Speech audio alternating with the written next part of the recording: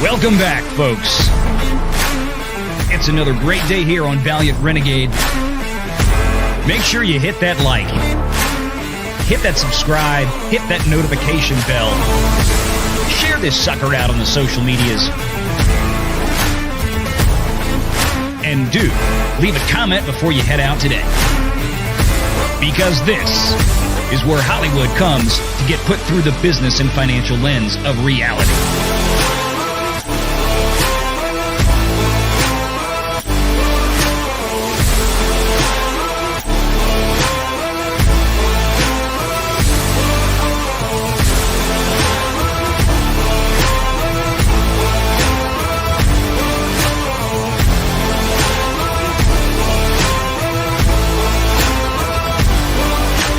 It's time. Renegade Online. Good evening, ladies and gentlemen. And yeah, the mic is hot tonight. Good to have you all back here for another edition of The Week on Renegade Nation. Joining me, as always, is the great Ron Coleman. How you doing? All right, thank you. How are you? Doing well, my friend. Doing well. How's life? How's the family? How's work? How's everything? Thank God. We're doing all right. We're hanging in there. That was exciting times. Very, very exciting times. You know, I didn't think that we'd have a show here where Star Wars and Mark Hamill would be a topic, at least in brief regard. But I gotta do it. You know, Mark Hamill out there, this is a guy who has just lost his mind. Not that Star Wars under Kathleen Kennedy and Lucasfilm needed any favors, but Mark Hamill has been superior online when it comes to beclowning himself. You know, okay. As long as that's what you mean. Yeah. That's what you call superior. Oh, yes. Yes. There are those who are absolute magnificent wizards at beclowning themselves online. Mark Hamill among the best. You know, he actually has since, I believe, deleted this tweet, and he tries to turn this into something other than what he obviously intended. You know, Mark Hamill was one of these 86-47 guys, the same thing that Jim Comey is now finding himself facing some new legal issues with. If only, says Mark Hamill, he should live long enough to witness his inevitable, devastating loss in the midterms, be held accountable for his unprecedented corruption, impeached, convicted, and humiliated for his countless crimes, long enough to realize he'll be disgraced in the history books forevermore. Has a picture of Donald Trump lying prostrate in a grave. What a big baby. What a child. Remember, folks, Ron Coleman, remind us about the very famous lawsuit against the Walt Disney Company by one Miss Gina Carano and her termination. I believe this was for something Disney similar. Disney didn't want to be associated with people who said, inflammatory things. Yeah. So they fired her, and they weren't able to get that wrongful termination under California law lawsuit dismissed. But of course, the point that was being made was that what their idea of a firing offense on social media content was basically not being woke. Yeah, exactly. I mean, it's what do you? It's amazing the hypocrisy that abounds when it comes to Disney. Now, for those of you that may not have caught it earlier this week, it's been a busy week for me because it's earnings season. So on the main Valiant Renegade channel, we've been covering earnings calls. The only one that I did not get to do was AMC Theaters on Tuesday. But we covered in the past week Comcast, Warner Brothers, Paramount, and the Walt Disney Company. In fact, yesterday we had Disney at 7 a.m. Central. We had Warner Brothers at 3:30 p.m. Central that day. That was and I still had to, do the day job in the middle of it. So it's been a busy week. And if you heard me during the Disney earnings call yesterday morning, you've heard me change my tone about Disney, because there's a lot of people out there that think I just, I live and this whole channel's built on going after Disney. Well, part of that is true, but because they kind of keep stepping in it.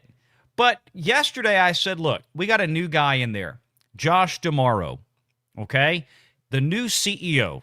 This was the very first Disney earnings call where he is captain of the ship, at least at the executive side. Of course, Bob Iger still is on the board of directors until the end of the year. But, I was giving people my thoughts in terms of, hey, look, give Josh a chance. Let's see what happens over the next couple of years. Let's see if, this guy he's already showing some signs of wanting to make some changes.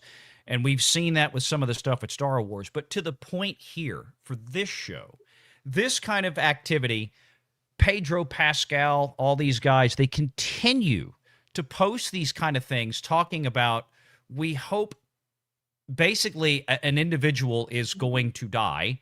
Or in this case, talking specifically about the president. Mark Hamill, obviously still very much linked to Disney and Star Wars, even if he's not going to appear in the new movie coming out in about 2 weeks that frankly doesn't seem to be getting much traction. I wonder why. I'll have a video on that probably this weekend. What kind of position? Whoa. Hello. I changed the setting on my camera and now things are going Boy. crazy. There you it's go. That hand tracking stuff. Put your hands in the air. Colors on me. Yeah. I hate this. Yeah. Speaking of changing colors, we'll talk about a Tennessee representative later. It's not as if Disney's really in much of a position to fire him, right? I mean, is there any more work for him? Not really, from what we know. No. But remember, he was still doing this at a time when he was still very much involved in Disney in one fashion or another. Now, this day, I think it's mostly de-aging him, AIing him into being young Luke Skywalker again. But, this is somebody that is very much tied to Star Wars more than anybody else. And here we go. This is what we got to deal with on the left. This absolute hyperbolic insanity that they engage in time and time again. But just thought I'd bring that up as a fun little thing to address at the beginning of the show. We got some super chats coming in. Listen, hypocrisy isn't even news anymore with these people. I mean, that's how they roll. Yeah, it is. It is. Let me grab some of these early super chats. We got a goal going out there. Juliet for 2 British pounds sterling. Good morning, Renegade Nation and chat. Yes, thank you very much for being here. Appreciate you, Juliet. I know, what is it? It's about 1 in the morning where you are. So good morning to you, Juliet. Marcus Quintus for $5 says, Marcus donates 1 European NATO country sure learned who needs who membership. #MAGA. Thank you, Marcus. Good to see you. Zero Cool. Let me tell you what, I love that name. People in the chat and Zero Cool, of course, don't spoil this, but if you understand the reference to the name Zero Cool, one of my absolute favorite 90s movies. If you know what it is, put it in the chat. Hey, Valiant, you ever remember reading the magazine Sound and Vision, or the previous name Stereo Review? Yes. Stereo Review, I had a subscription to for many, many years. I forgot it had become Sound and Vision, honestly. I think that was kind of after I slid out of the DMs on that one. A lot of things by that point had gone online, as many have, the old physical magazines. I bet if I go back to my mom's house, there's probably a box somewhere in the attic where I still have a lot of people are like, oh, the Playboys. Well, that too. But the old Nintendo Powers. I was a subscriber to Nintendo Power magazine from the first issue. I still have it. Super Mario Brothers 2 on the cover. and Stereo Review was another Well, one. my brother had a Pong game. Okay. Pong. Oh, When, yeah. I still have when my Pong Atari 2600 right there. Absolutely. I was always a Good console times. kid. Good That's right. times. Yes, back in that day when we had to walk uphill 7 miles in the snow to play Pong. On our black and white TV. That's right. Let's see. Thank you, Zero Cool. Did anybody in the chat? Yes, people in the chat got it. Hackers, 1995. Great movie. Absolutely love that movie. That was one of the films when they finally did a remastering of it. And I think they did it in 25 for the 30th anniversary. Finally got a really good 4K remaster of that on physical media. I had that thing pre-ordered months in advance. That's the main thing. Great movie. Great movie. Let's see. Tennessee Tornado, thank you for $5. Speaking of Tennessee, man, we're talking about your state today. Tennessee Tornado gifted I got your new Tennessee map right here membership. That's right. Tennessee Tornado, are you happy with your legislature today? I got a feeling you are. All this talk about what's not to like. I made an argument, Ron, online the other day because, all the shills are out there. Wait till you see some of the clips that we have. The shills out there complaining about how Memphis was decimated and now their city is split up. And I'm like, so wait a minute. You're telling me you're complaining about the fact that Memphis and Nashville went from having one member of Congress representing them to 3 members of Congress representing them each. There are now 3 congressmen in the United States House, or will be with the redistricting, representing Memphis, and 3 congressmen, different districts, that represent Nashville. To me, that's a huge win. You'd think. I understand people, you split the city up. Yeah, but now you have 3 people advocating for each city. How many cities in this country, the sizes of Memphis and Nashville, have 3 congressmen? I mean, you could say that, yeah, Chicago's got a bunch. New York's got a bunch. Los Angeles got a bunch, but their population is cuckoo, right? We're talking Nashville and Memphis. They now have 3 congressmen representing those cities in D.C. next year, potentially. Right, but they're not guaranteed. None of them is automatic Democrat seat. So that's racism. Exactly. We'll get there. I'll skip ahead. Hang on, Jeremiah. I'm as giddy as a schoolgirl, says Tennessee Tornado for $2. I had a feeling you might be. I had a feeling you might be real thrilled. I'm going to be up in your neck of the woods in about 3 weeks. I'm going up there, rolling up through Chattanooga. As I'm going to be stopping off around Chattanooga and Cleveland. Going to be visiting some friends up there, some clients as I pass through, including our friends over at Force of Light. And guys, thanks again for the GoFundMe donations that we did. Y'all did it. So, when we get up there, I got to finish building out Michelle and Natalie's studio to do the movie reviews. I know they've had a couple of new movie reviews this week. They're doing it in front of the little computer screen. I'm like, you guys got to get out of there. They got the camera, so now you guys have put up enough money. We're going to get them a big screen 4K TV. We're going to go install it when I'm up there passing through that weekend. And I think I will say this. I don't know if it's been discussed, but I'll give you guys a little heads up. There was a get-together planned as I was going through there. My 2 oldest daughters are going to be with me, too, so this will be a lot of fun. Apparently, we're all going whitewater rafting. So this is going to be interesting. So stay tuned for that. I'm sure there will be videos and or live streams related in a few weeks. So we got a little treat for everybody. But yeah. Thank you very much, Tennessee. Jeremiah Hembry says, for 5-0, you mean the situation where some of the employees on the Disney ship involved with such shouldn't be involved in. What was that? What was that in reference to, Jeremiah? What were the employees of a Disney cruise ship involved with? I must have missed something here. You're going to have to help me out with that one.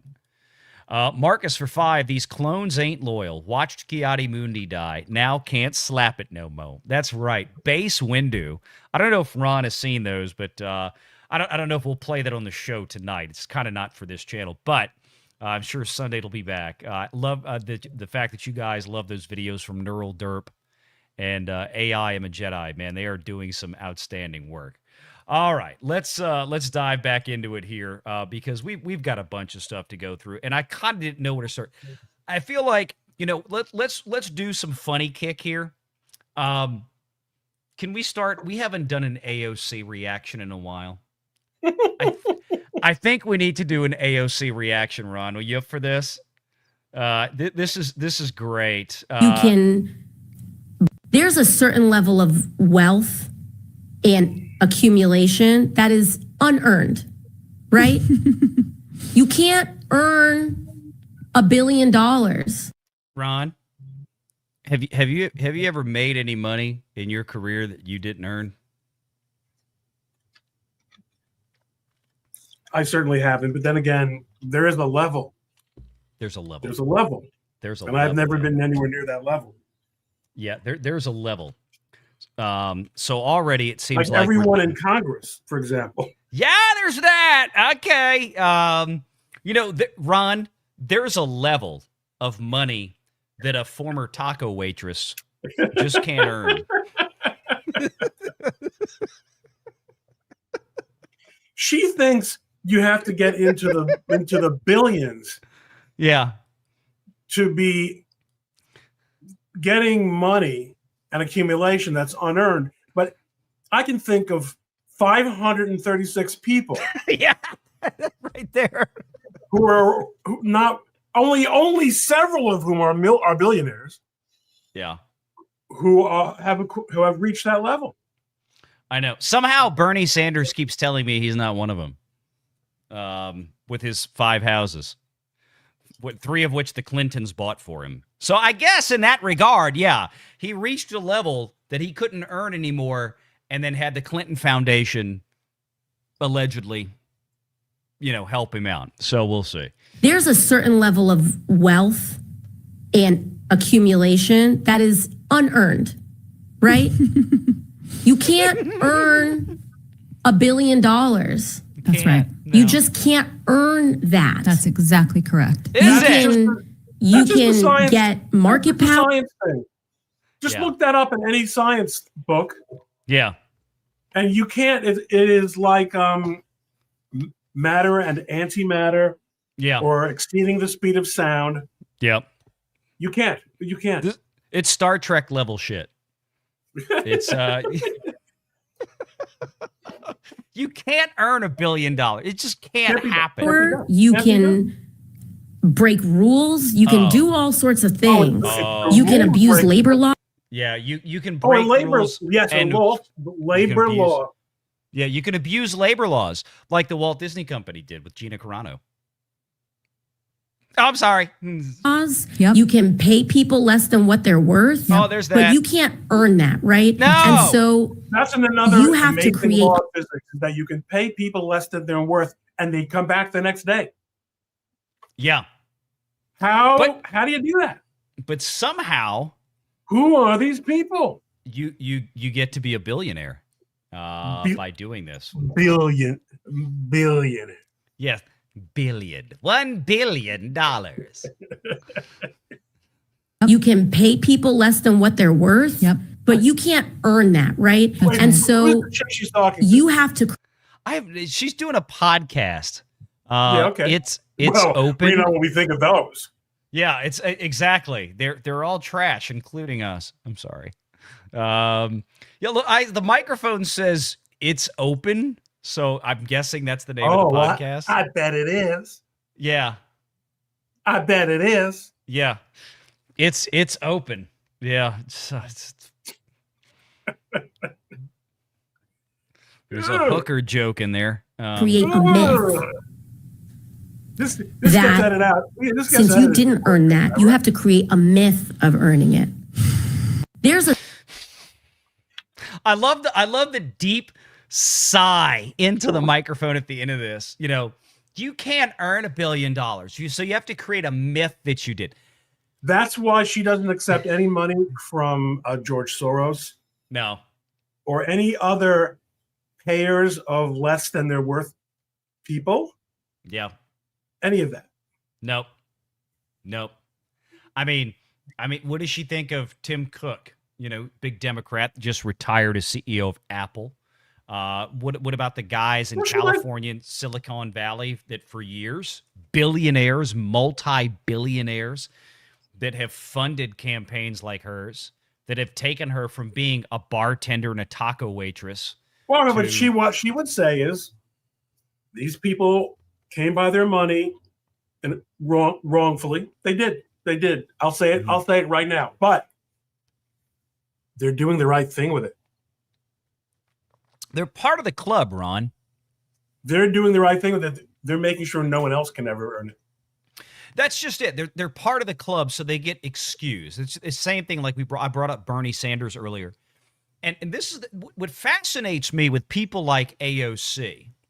She is such a poster child for the left in the sense that, you know, I'll be the first person to champion, and I think you would too, Ron. You know, somebody that comes from we'd have to nothing. be tied for first then. Well, okay, fine. But, you know, somebody who, quote unquote, comes from nothing and achieves so much in their life, right? When you get elected to Congress, it's a little bit different. Alexandria Ocasio-Cortez was nothing. She was worth nothing. She had accomplished really nothing. When we make jokes about her being a bartender and a taco waitress, that's literally what she was before she got elected. You know, no shame in it. No, none at all. None at all. I mean, look, my first, the first jobs that I encouraged outside of working for like a family business because I wanted my daughters to have experience not working for mom and or dad. You know, I said, look, you guys at 16, 17, 18 years old, go get a job in the food service industry because you need to learn how to deal with people. You need to learn how to deal with customers. You know, and you need, and it also gives you some sales skills. I encouraged it, and they did. And they did very well with it. So nothing against people that work in the food service industry.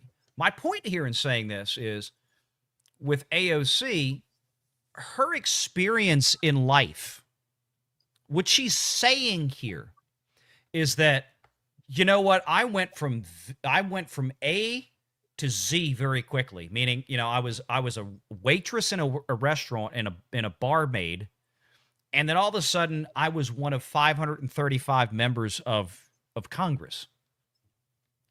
And I can't even imagine making the kind of money that billionaires have. And I haven't even earned it. I'm getting money because I'm in the position that I'm in. This is the problem with the left out there, is that the reason that they say things like AOC says is because they don't understand how it works. They they don't. No. They have no Doesn't idea. she have a social how it studies works. degree from BU? Yeah. BU, Boston University. Is that where she was? Yeah. Oh, she went to I think she went to the school general studies or something. Yeah. But I'm not being a snob about it, but it is just not a rigorous program. Well, general studies, social studies, no. I don't think you're being snobbish about it at all. I mean, look, I've had the same conversation with my children, with clients about this, you know, who I professionally manage. A lack of economic understanding, yeah. Yeah, and it's like, look, you know, I'm kind of one of these, we've had this conversation before. It's like, look, not every kid needs to go to college. There's a reason for college, but the idea that, you know, everybody has to go to college, this is kind of an example of it. It's like, you went to Boston University, which is not a cheap school, let's be honest, and you graduate from there with something like a degree in general studies or social studies. which Frank, in any college in the U.S. is a degree that isn't worth the paper it's printed on in terms of turning it into a viable career, financially viable career. There's good reasons to go to college, and there's good reasons not to go to college. But again, AOC's issue here, coming from somebody who probably spent too much time in academia, got a degree that didn't do anything for her when she got out, clearly, and then was elevated to this position because she was young, she was pretty, she was charming in her campaign, and let's face it, she got a shitload of money from some big left-wing organizations and PACs that set her up for the position that she's in as being one of these new Democrats, part of the squad, right? There is a total lack of understanding from the left on how the real world works.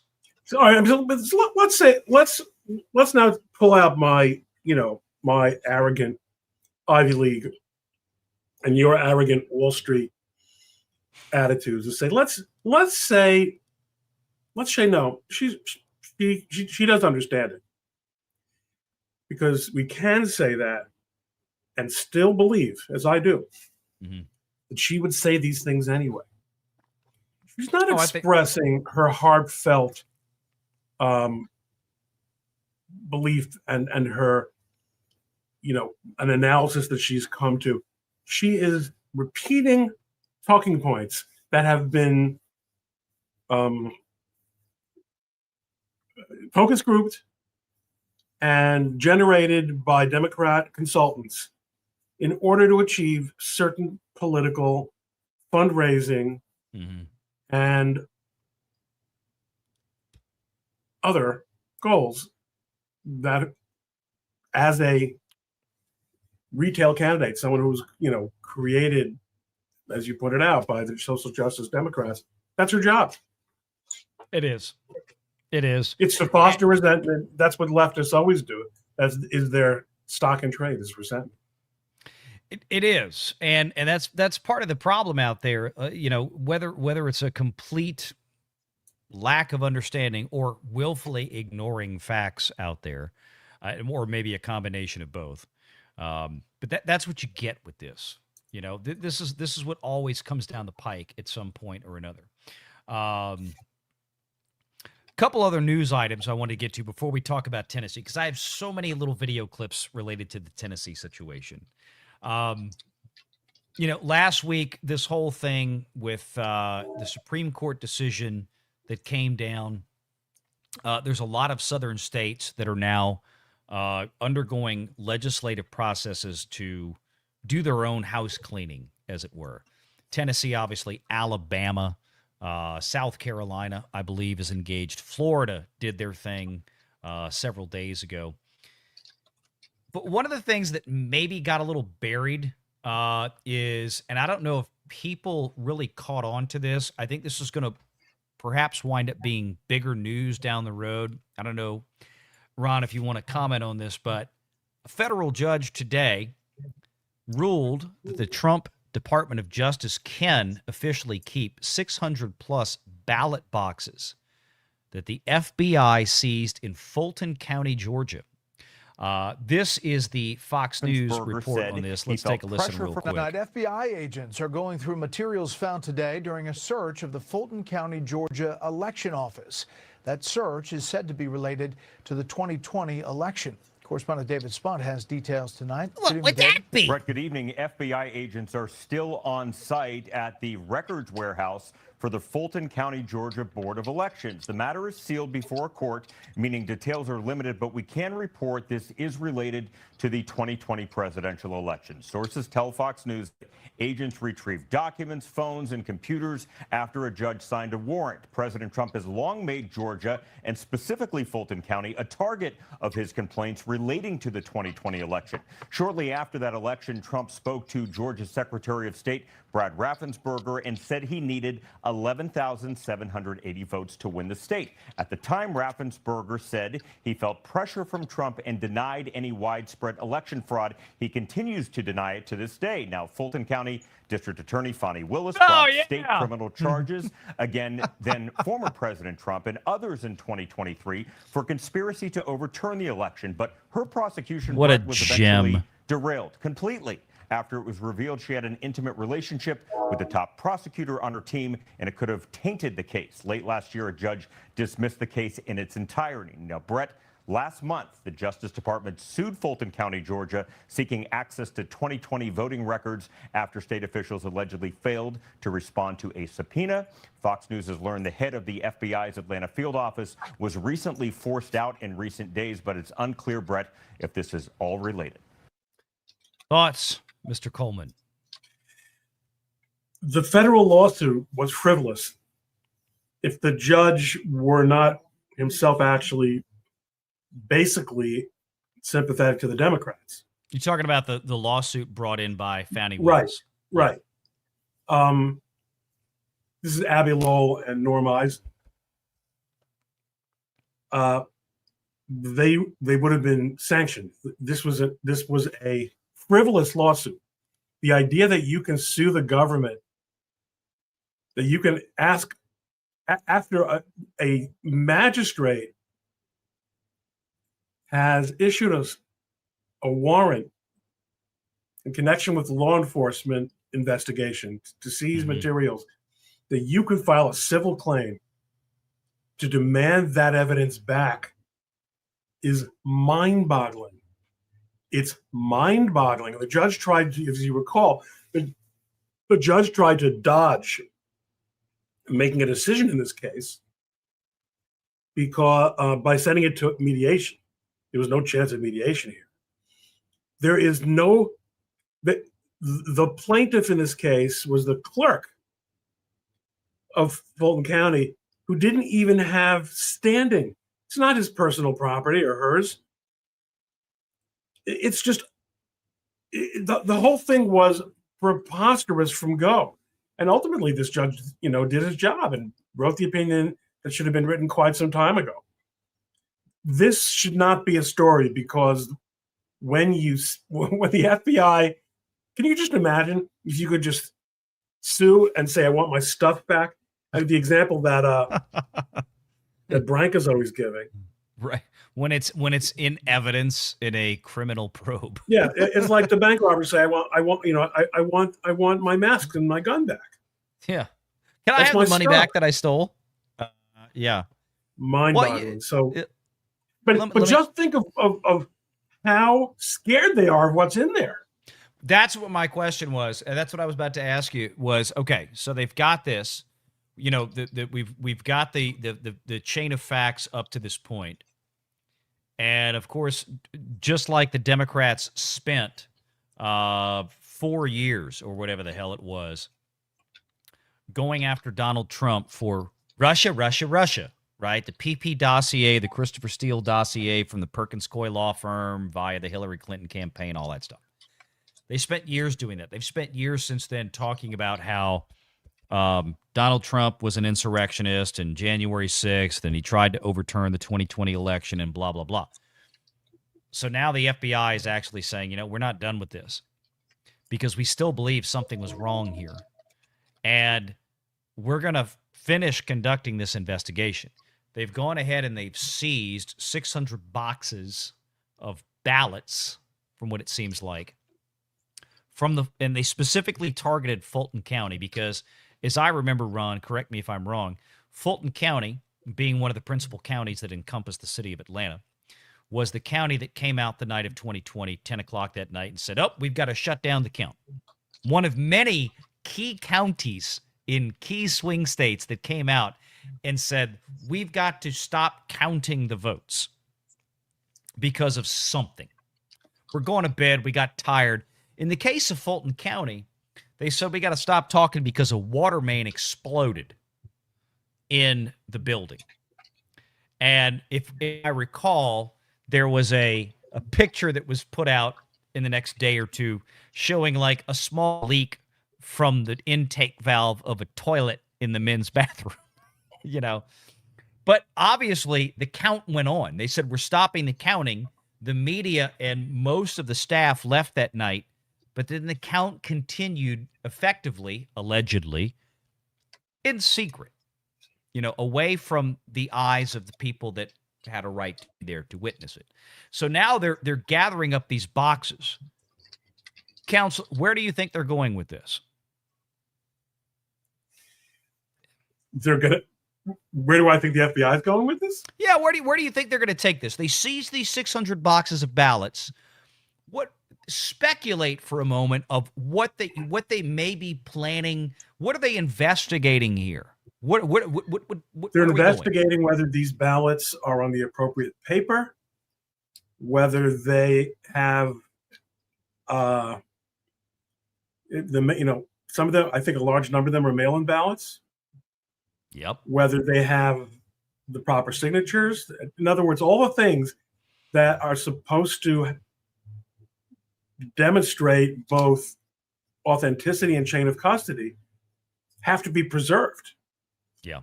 And they're obviously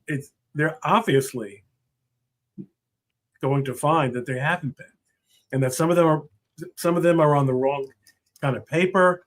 The serial numbers. I haven't had my head in the voter fraud space in a while, but there's plenty going on here. What they're going to determine is that the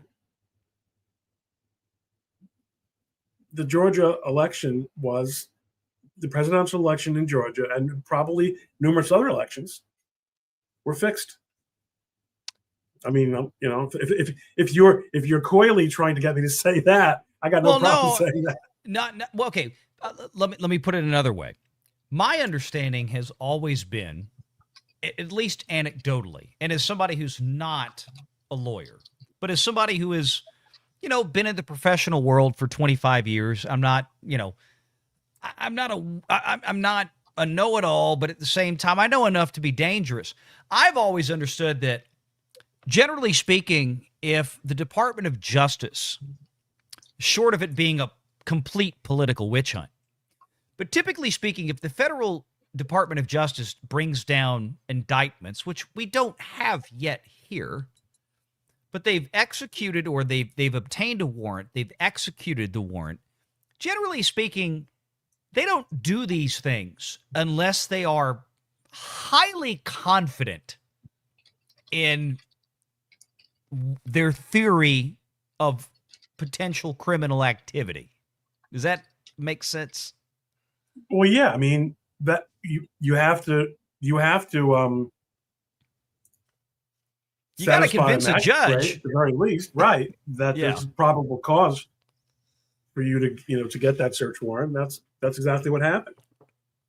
Yeah, I mean, so I think this is going to be interesting. And what you do, Valiant, if you think that this is if you're the defendant and you have some standing or something, which again didn't exist here. Yeah.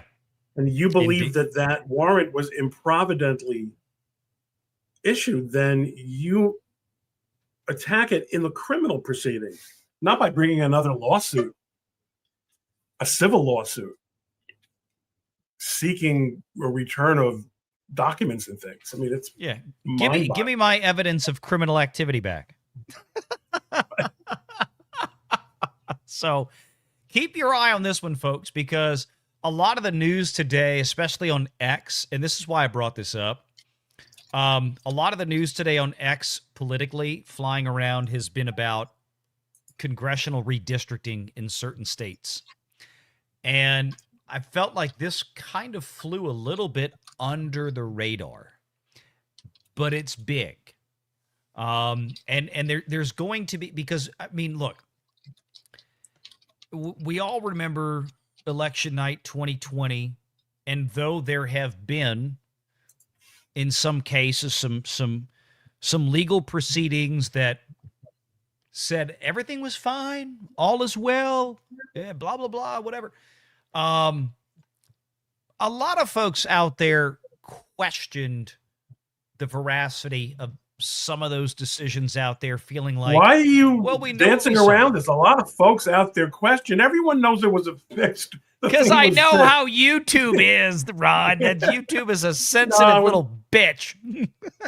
That's true. That was right. I mean, you could get tossed off Twitter in the Jack days for saying that. It's true. Yeah. And YouTube has been absolutely pounding a lot of channels lately for some ridiculous reasons. So no, everybody knows when they watch this there's something wrong here. We all saw what we saw. We all saw the vans pulling up at 4 a.m, boxes and boxes and boxes of ballots being hauled out of it in places like Michigan, where nobody was left there except for 5 key Democrats that were, set to count it. Everybody else had gone home. I mean, we were told, don't believe your lying eyes. I'm really glad the Department of Justice is going after this. And one of the things that I'm most enamored by is the fact that the DOJ and, of course, Donald Trump, because why not? The man has nothing to lose at this point, is just going. He doesn't care how much you criticize him about this. He doesn't care how much you criticize the Department of Justice about this. The Democrats are going to hang Republicans by the short yard. I mean, as much as they can. It doesn't make a difference. They're going to go after the right every single time. So we might as well do what we need to do. And the consequences, at least when it comes to Democrat social media, be damned. And I love this about it. Let's go ahead and take a shot. It might not be successful, but by God, we're going to put our best foot forward because something wasn't right. And as much as the Democrats today want to complain about lawfare, which is what they're basically accusing the Supreme Court of right now, it's funny how the Democrats now are complaining about partisan politics or judicial activism on the Supreme Court. It's like just right goes now. back to what I told you before. There's no percentage in pointing out hypocrisy with these people. Zero. None. That's because you can be as hypocritical as you want if you never called on it by the people who are in charge of the messaging. Yeah. They're not going to be called on it by 60 Minutes or by, the New York Times. No. And that's the difference. Again, anyway, we'll get to it. Let me get to some of these super chats. John Thomas says for $5, Disney Cruises, and I guess this might be related to Jeremiah Hembry's tweet or super chat. Pardon me, I was looking at Twitter. Disney Cruises offering a free special photo shoot for your kids. Aren't their crew members nice to do that for free? Or supposed to? Maybe. I don't know. I went on, the only cruise I've ever been on was a Disney cruise my wife wanted to do. It's back in 2017 or 2018. And I've told people before, I thought it was a great experience, an incredibly nice, high-end, very professionally run cruise. I didn't have a lot of Disney stuff in my face the whole time, which was great. It was just a very, very, it was a 5-star experience. And I've always complimented Disney on that. The way they run those cruise ships is top-notch.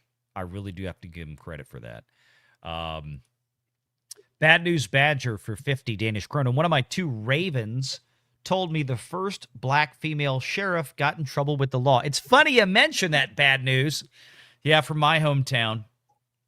Yes, this is DEI run amok. I was actually going to bring that up because we have a new article from NOLA.com, which is New Orleans, Louisiana, formerly known as the Times-Picayune, which down here in New Orleans, we have for decades referred to as the Times-Shittyune.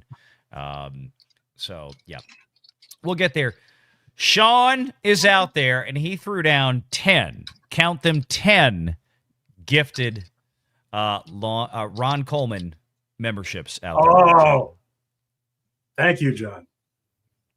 Thank you, Sean. I appreciate you, man. Thank you very much. EHEP for $10. Did you see Marco Rubio's response to a reporter asking him what his vision of America is at the press conference? I think I did see something about Marco Rubio at a press conference, but I didn't know what it was, and I scrolled past it, but I feel like I did see something on that today. Maybe I'll try to find that. We'll try to find that and bring it up. Let me go look in a bit. But let me get back to this because we have a few other pieces in here. Speaking of, since somebody mentioned the sheriff, I did have this. Let's see. Let me switch over. So for those of you who don't know, and we're going to get to the Tennessee thing here because, man, the videos are wild. And I'm going to show y'all one of the biggest con jobs I have ever seen in my life for a guy who was running for, in this case, state legislature, any political seat. What he showed people when he first ran versus what he turned into, especially today. Hang tight on that one. Let me pull this up. Here we go. So we had an individual who, this woman right here, the first black woman sheriff of Orleans Parish. Now, again, little brief backstory here. The city of New Orleans and the parish of Orleans, which is the county of Orleans for you other 49 states, are geographically concurrent. They're the same place. So we have a chief of police for the New Orleans City Police that is appointed effectively by the city council and the mayor, who is also about to go to jail, by the way, LaToya Cantrell. And then we have an Orleans Parish sheriff who is elected by popular vote by the people of New Orleans, a.k.a. Orleans Parish. The sheriff serves in a very different capacity. The sheriff's job in Orleans Parish, unlike the chief of police, is basically, a lot of what they do is the civil service aspect. They're process servers. Somebody files a lawsuit. Somebody files for divorce. Somebody XYZ, the other thing. The sheriff's department handles a lot of that process servitude in Orleans Parish. And of course, their big job is to run OPP, or Orleans Parish Prison. It is like the key job. Running OPP is the job of the elected sheriff of Orleans Parish. So a few years ago, Orleans Parish elected their first black woman as the sheriff, and ergo the head of Orleans Parish Prison. This woman, so you know, had virtually no qualifications whatsoever. None. Okay? None. She has now been indicted on 30 criminal counts because this goes related to the Orleans Parish prison break last year. 10 violent felons, including murderers, broke out and all this kind of stuff. Understaffing, a whole lot of stuff. And people not even showing up to work at the prison, but still getting paid, right? We're talking about prison guards. Prison guards that were being paid to be on duty monitoring some of the most violent criminals in America, but at the same time were booking themselves out for private security details and getting paid there while still on the payroll at OPP. This is where this all stems from.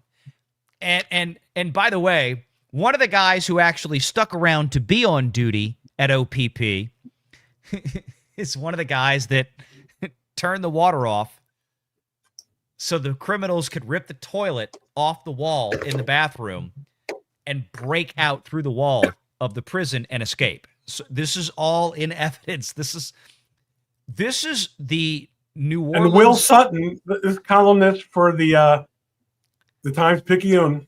The Times-Picayune. Yeah. He thinks she's suffered enough. Yep. That's it. She has suffered enough.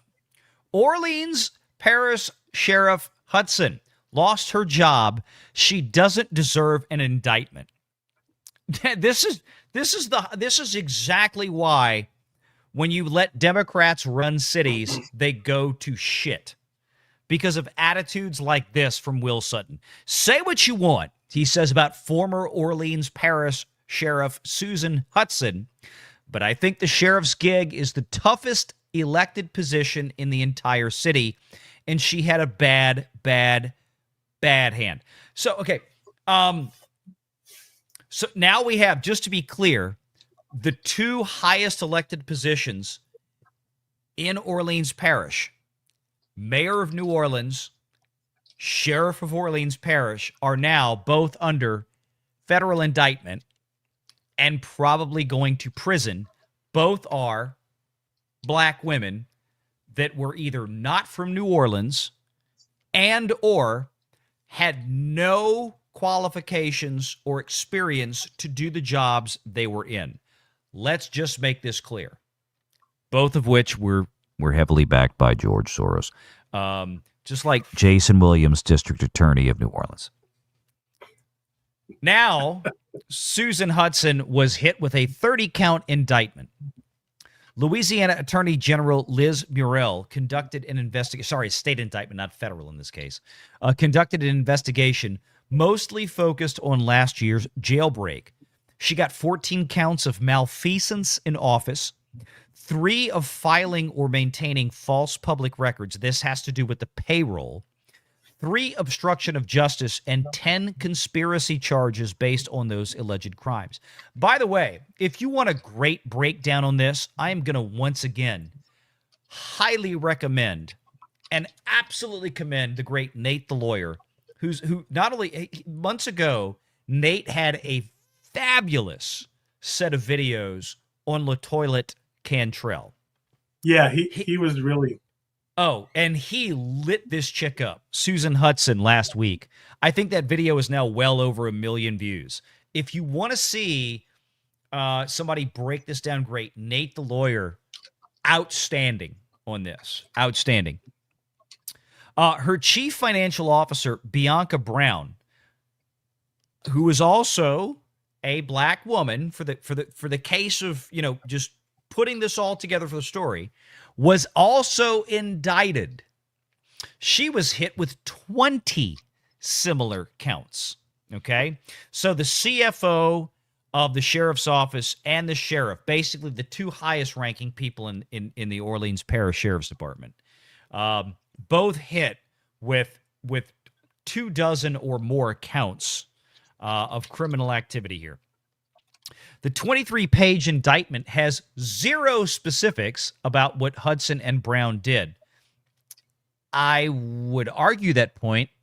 Again, go watch Nate's video and tell me if they're non-specific. It was a nothing burger. Oh, yeah, it was a nothing burger. Total nothing burger. The meat was in a 10-page affidavit in support of the arrest warrant. Surely this would be the gotcha package outlining the specifics of how Hudson took criminal actions as sheriff. The affidavit said Hudson knowingly and willingly neglected her duty to secure the Orleans Justice Center, which is OPP, the subject of a federal consent decree. It said she ignored multiple warnings that the jail was not secure, true, and that she could have prevented the May headline grabbing escape of 10 men who scampered to freedom. Okay, interesting choice of words. According to the affidavit, Hudson didn't provide adequate staffing, could have used available funds to prevent the escape, and didn't address other problems, and she lied. The document raises questions about Hudson's competence. Yeah. Questions that the voters in Orleans Parish clearly shared, including the overwhelming 70+% black majority that elected her. Okay? It does not, though, suggest any alleged self-dealing. Oh, okay, so that makes it all better. I'm still not convinced that Hudson is a criminal who should be sent to prison. I don't care whether your name is Charles Fody. By the way, for those of you not from New Orleans, didn't grow up here, Charles Fody was an incredibly beloved, very popular sheriff of Orleans Parish when I was a young child. For I think Charles Fody was the sheriff of Orleans Parish for, my God, probably 20 years. This guy was a legend, right? Marlon Guzman, who was a black sheriff preceding Susan Hudson. Marlon Guzman was pretty well respected around there. But again, it's New Orleans. It's a very corrupt city.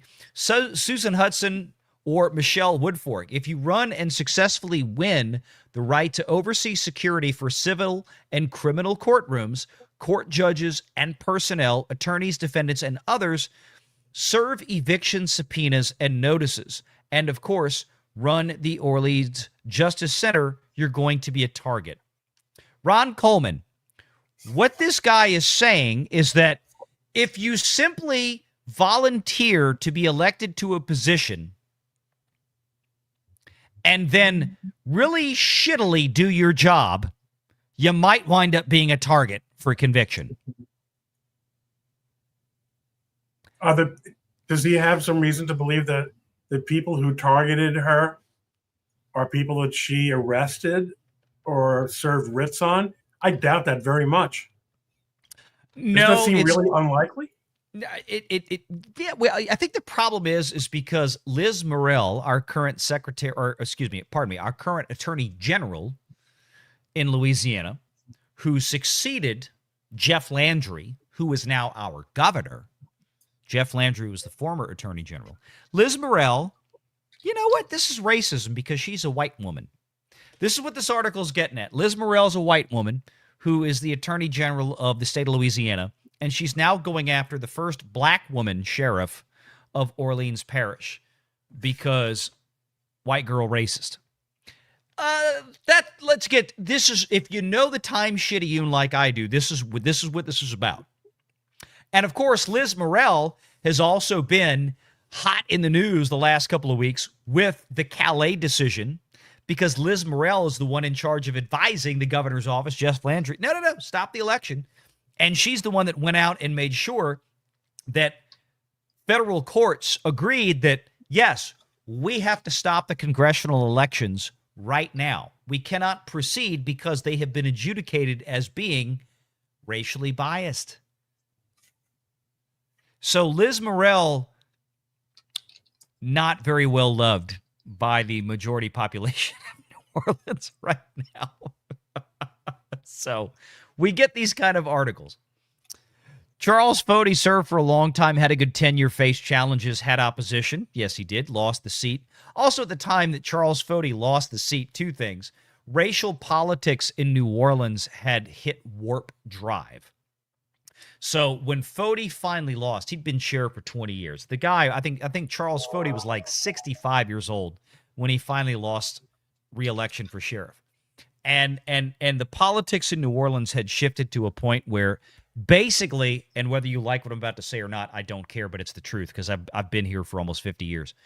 If you weren't black, you weren't going to win, kind of thing. Or if you were white, I hate to say this, but this is like the worst kept secret in New Orleans. Everybody knows it but doesn't talk about it, is that if you were a white Democrat, you had to be a Democrat, by the way, you had to make sure that you greased the right palms of the right pastors in the right black churches in New Orleans. All right, that's how it works here. That's not really news, right? No one's surprised. Everybody knows that in New Orleans, you know. So, but the whole point of this article is to say, you know what? This poor black woman has suffered enough. And that's, by the way, on the right, the old white dude, that is Charles Fody. That's he's got to be 80 years old, you know, in that, maybe more than that. But this poor black woman has suffered enough because she lost her job. So the punishment, regardless of her alleged criminal behavior, or at least criminal negligence, criminal malfeasance, that don't matter. She lost her job. That's enough. It's another black woman out of work. She got punished enough. I'll say this much: criminal malfeasance is a tough case to make. It's one thing to prove corruption. Yeah. She took payoffs. She was bribed to allow contraband. Like those are specific criminal charges. But to say you suck so bad you should be charged with a crime, there would be no end to it, would there? Right, exactly. No, I get what you're saying. But I suspect that, the fact that these charges were filed probably suggests there's going to be more to it. I don't think we've seen the end of the story here. So appreciate the super chat that brought this up, because this was actually one of the stories that I wanted to kind of get to tonight and talk about, because this, again, something else flying under the radar right now in Louisiana at the national level because of everything else that we have going on in Louisiana right now. Okay, let me grab this. Jan Monroe for $2. Cruise was rated because of CP. Talk about a Disney cruise was rated because of... Do you mean child... And I can't say the other word on YouTube because they connect those and that would sound bad? I missed this. Which cruise, Tom? So the one, Jan Monroe, the one that we were talking about earlier was the Disney cruise, talking about stuff that was going on the Disney cruise. And I'm like, okay. A Disney cruise. Okay. And it had to do with the photographers taking pictures and stuff like this. So, I did not. I did. Yeah, look, I've been very, very busy the last many weeks. So I clearly must have missed something. You guys help me out in chat. Let me switch over to the regular chat on the other side. I'll see you guys. Put it, Jan. Drop a comment in there. Tell me what's going on. Packing Proton says for $5, are they going to confirm tomorrow that the Yip aliens are real? Y'all are killing me tonight because I don't know what the hell this means. Packing, you gotta have to help me out with that one too. Are we talking about? Okay, I see people. They were illegals. Ding ding ding. Oh yes, okay, CPs. Yes. Okay, so something on the Disney cruise having to deal with the movie Predator. That. Okay, got it. Gotcha.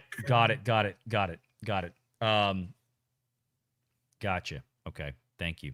Marcus for $5. What do you expect from your local NOLA law enforcement when they themselves are out looting during Hurricane Katrina? Things I can't argue because I personally witnessed it.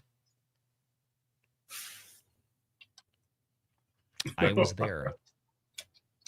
Personally witnessed police officers just grabbing shit off the shelves at Walmart and walking out.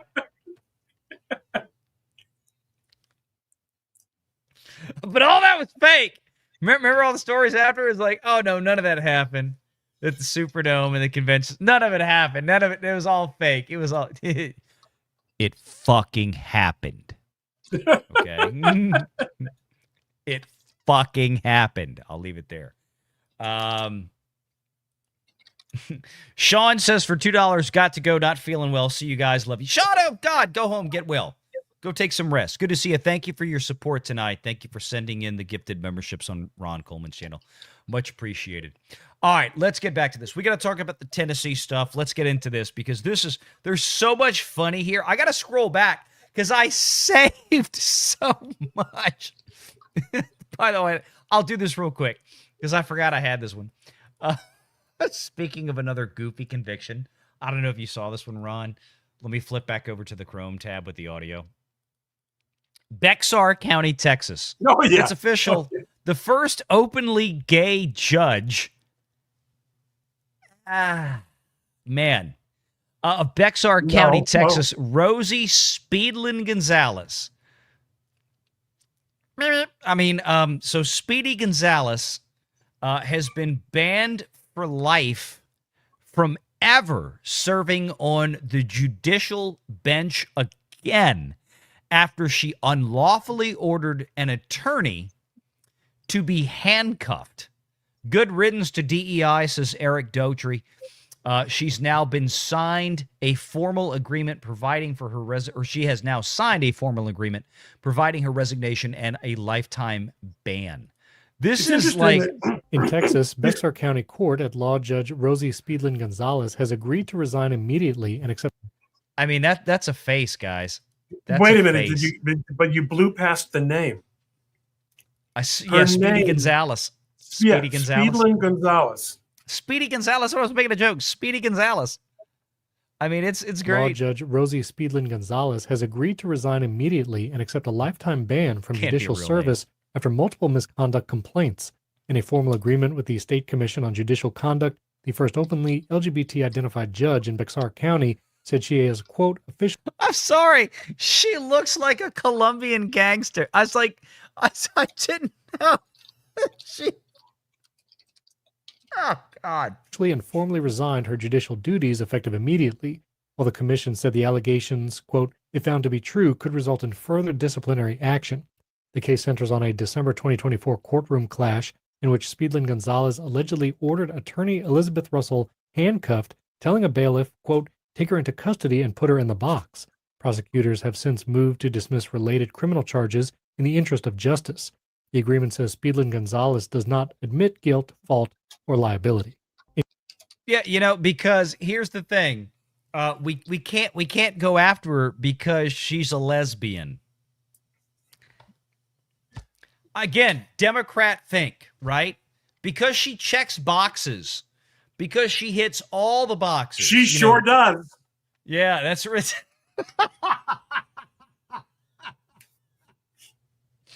Shit, I walked into that one, didn't I? Oh, God. Yeah. What is the sash? I mean, this is a judge. Bexar County, Texas. This is a judge who is taking photographs and I would presume wearing this sash in the courtroom as she's presiding over cases. Is that a Mexican flag? I mean, it seems like about a third of the countries of the world have those colors, including the make-believe country of Palestine. I don't think it's Italian, Ron. I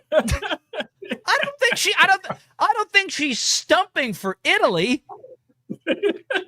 I am representing the great Renaissance of Florence and Venice right here. No, I'm pretty sure it's fucking Mexico.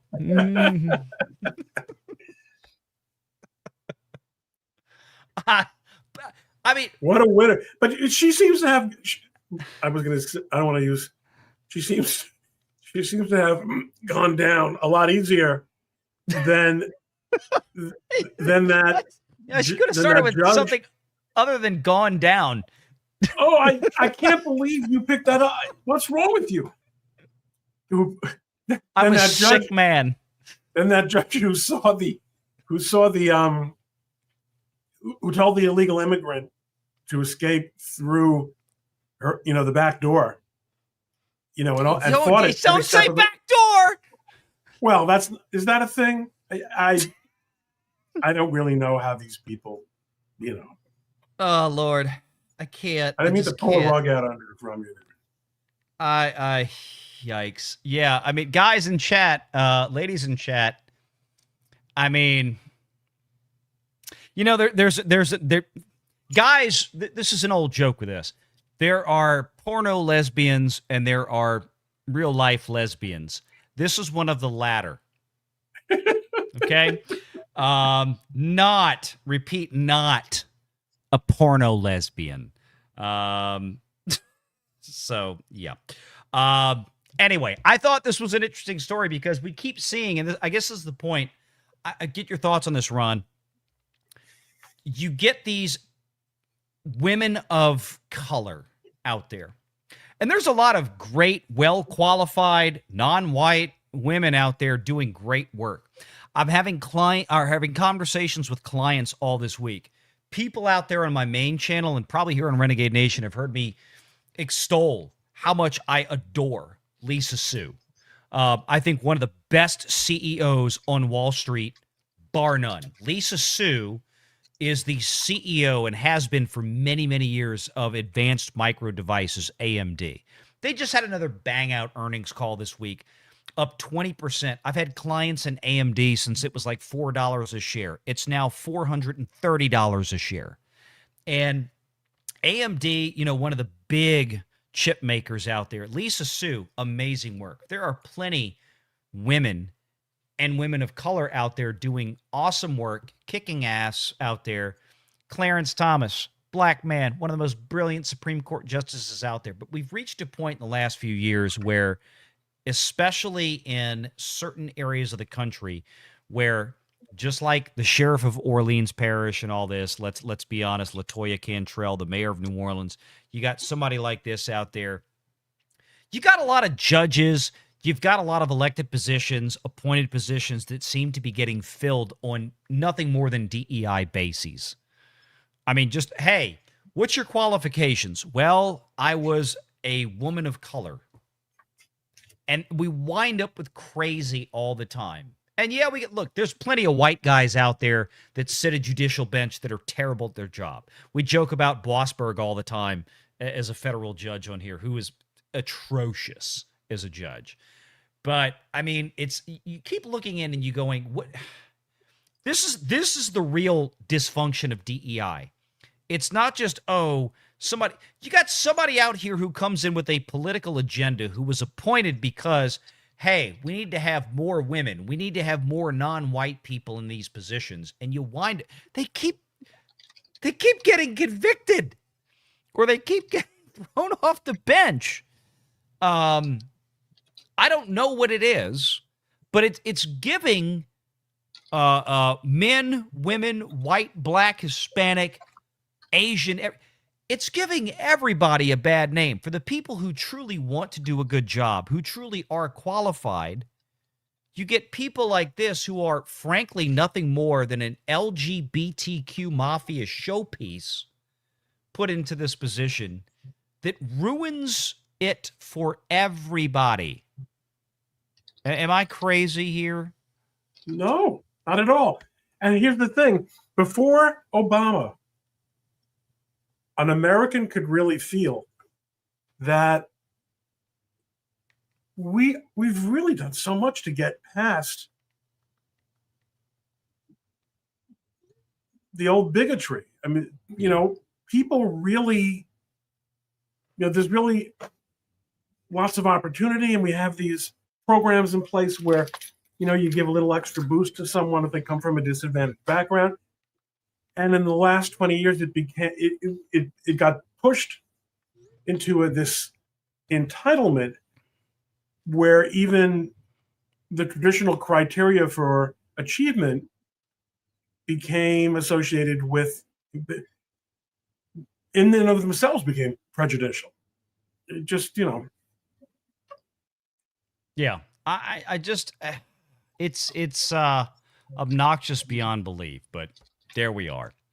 All right, let's get into the stuff with Tennessee, and because this is really going to be the fun part of it. Let me get out of here. So, Ron Coleman, you want to tell the audience? So Tennessee, they did some things today. House, Senate, governor's desk, congressional redistricting. What's going on here? How is this related to the discussion we had last week with Calais?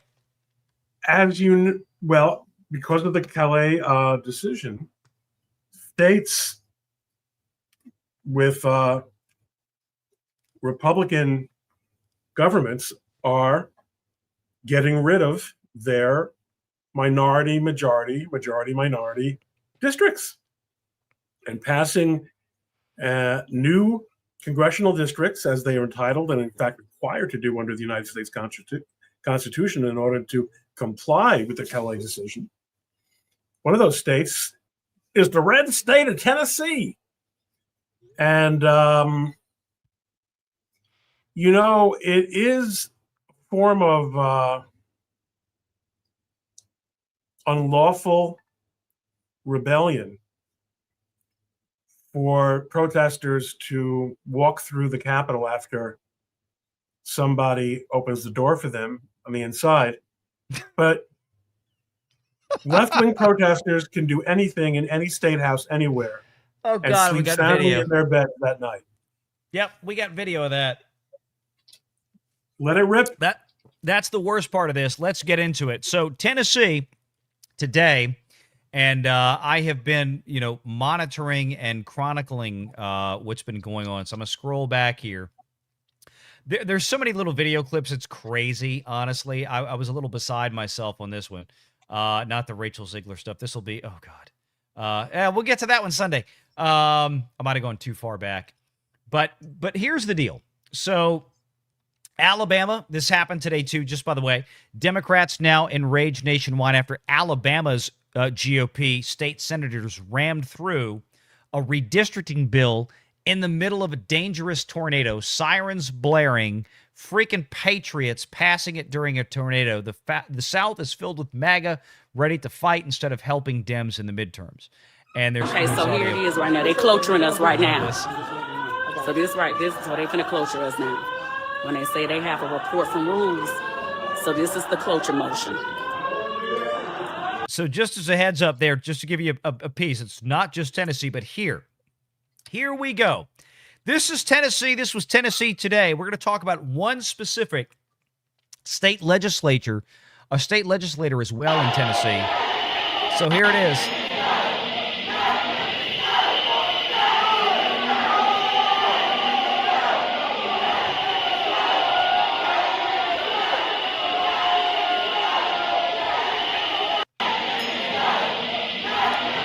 So this was during the passage or right after the passage of the bill, and you've got what I guess amounts to a Democrat caucus, or at least what looks like a black legislative caucus in the Tennessee House here. We've got one lady here in the white dress with the cobalt blue hair, bluer than Ron Coleman's shirt right now. So this is what's going on. They are protesting, and let's be honest, they got violent. There were certain members of this cabal that were physically threatening Tennessee state law enforcement officers on the floor. And this is where we are. And again, like Ron just pointed out, if you were to walk to the U.S. Capitol building and have a Capitol police officer open the door, hold it open for you, and then, as per video evidence, quite literally escort you around the building, that's going to get you a federal conviction under Eric Holder's type DOJs or whoever the hell. Who was the not Eric Holder was Obama's guy. Who was the Merrick Garland? Was it Merrick? Yeah. Who was the AG Absolutely. under Joe Right. Biden? Yeah, it was Merrick Garland. Had to think about that for a second. So, but again, this kind of behavior, and if you think I'm kidding, here we go.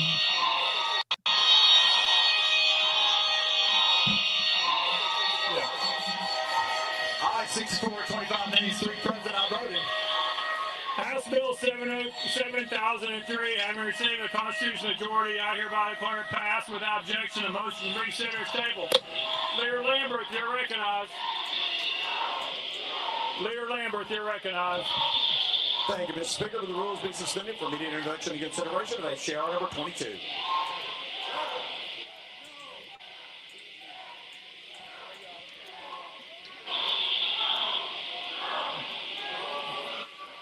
They're chanting, they're angry. Some of them are interrupting. So what what's going on is that what you're seeing the Speaker of the House here for the Tennessee State Legislature on the screen, and he's doing his job as prescribed by the rules for the Tennessee House, Robert Rules of Order, and those specific to the Tennessee House, and he's trying to call order. And you've got certain members of the Tennessee State Legislature who are not obeying those rules, and they're calling the sergeant at arms to restore order to the House, which is why You see a sergeant at arms in all these types of legislatures, including the House of Representatives, the Congress of the United States of America. They have all these things because if certain members get way out of line, it's like, hey, we have certain procedures, we have certain, like people want, hey, can we get our congressman to stand up and call Alexandra Ocasio-Cortez a crazy fucking bitch on the floor, right? Sure. Could somebody do that? But it would be out of order. It would be improper. It would be uncouth. That would be against the rules of, how that kind of thing is handled. So you wouldn't do that. Now, maybe you could do that in a press conference or something like that, or people, well, Donald Trump does it. Well, Donald Trump isn't a member of the House of Representatives and standing there while he's tweeting it out, right? This is in the House. And they're deliberately trying to cause disruptions. This is the kind of thing, Ron Coleman, if I'm not mistaken, haven't we seen this kind of, in some cases, this crazy, cuckoo, off-the-wall, animalistic behavior in some other places? We've seen this like in New Zealand when they did the haka dance and all this kind of stuff. We've seen this in other areas where they quite literally will have an all-out physical brawl on the floor of the legislature and whatever. When you don't have ideas, you have demonstrations. When you don't have words, you have hands. Democrats are children; they're big babies, and somehow it was made a part of our national. When I was a kid in the 60s, the Overton window about what kind of behavior was acceptable to demonstrate unhappiness with what the grown-ups were doing moved significantly. And all this performative crap, these camping out. I mean, think of all those Democrat members of Congress dying out, doing die-ins, and just theater. It's just all variations on street theater because their ideas have no currency. No. When you keep losing, I remember Rush Limbaugh always talking about Democrats have to use the courts because they keep losing in the arena of ideas, right? And that's one of the reasons that Democrats are so pissed off at the Supreme Court in the last year or two, because they don't have this control anymore. The Supreme Court and the federal courts, the appellate courts, used to be the hallmark of where they would go when they couldn't get their shitty ideas passed in a legislative way. They would have activist judges use the power of the bench to legislate from the bench, which they're not supposed to do constitutionally, to get their ideas implemented. The tables are turning, and this is where Democrats, I think, are getting really, really pissed off because they're losing in the courts. They don't have the courts locked up anymore. So they're now all screaming for, well, when we get it all back, by God, we're going to expand the court. We're going to make it 15 members and pack it full of activist liberals. We're going to make all of them Ketanji Brown, Boquisha Jackson, whatever. I mean, it's that's what they want. You know what's amazing to think, Valiant? That not so long ago, during our adult lives, the Democrats did control the White House and both houses of Congress. Yes. And they didn't do any of the things that they now demand must be done. I'm not talking about the Biden era. Right. I'm talking about the Obama era. Yep. It was all they could do to get Obamacare through. Yep. None of the crazy stuff that they want today was considered to be something that they could or should do at that time. No. And you know what? To be fair, Ron Coleman, I could make a similar argument with Republicans when they had all power and they squandered opportunities. You know, because people talk for years about, well, Republicans had total control. They didn't ditch Obamacare. They didn't get rid of it. They had the opportunity to pass things. There's been those arguments made as well. Now, that's one example versus like what you're saying is with Democrats. There's a multitude of examples of things they talk about now. But would never be popular enough to go through. There's political posturing across the board. I grant that, right? Because at the end of the day, I'm not a party guy. Yes, I'm a registered Republican, but at the same, I'm conservative. I'm a federalist at the end of the day, more than anything. That's what I align with. The original intent of how this country was founded. The limited, very, very limited, well-defined powers of the federal government, with everything else being left to the states and to the people, respectively. But this is what we're looking at here with this. The cuckoo crazy out there, they adjourned it. They passed it. Good, great posturing and poise by the Speaker of the Tennessee House in this case, getting it through. I think they damn well knew. The Republicans in the House today knew damn well what they were going to be dealing with. And they obviously had additional law enforcement on hand to make sure that things were kept in order. But that's not the end of the story. That really isn't the end of the story here. There's more to it, okay? There's more to it. I didn't get to this Minnesota story. We might get to that later. Here we go. This set off everybody.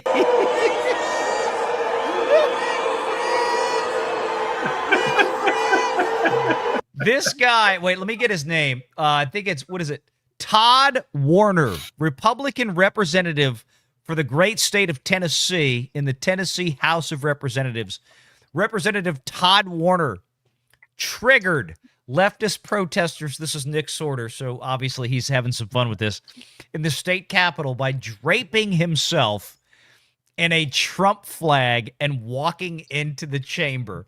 You're a racist, they were screaming at him.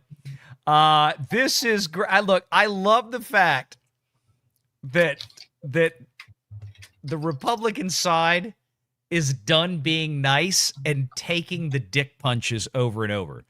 Okay, you're going to, like I said earlier, y'all are going to hate us anyway, then we're going to have fun.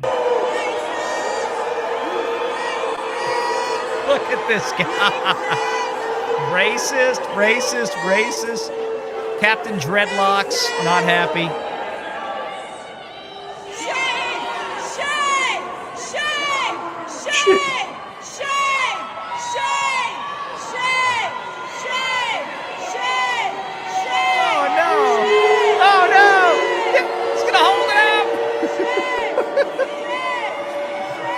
Trump 2024, the flag, if you didn't catch it, let me back it up so you can see it. Trump 2024, no more bullshit.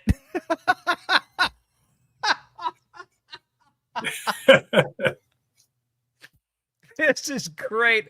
I love it. I love it. But yeah, that's what was going on today. Now, let's get to one particular member. There's other stories. I know we're not going to get to all these tonight. Justin Pearson.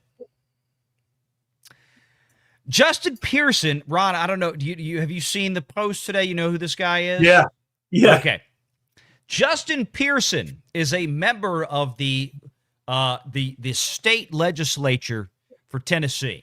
He hails from a district that is in Memphis, and of course, Memphis is one. Nashville was too.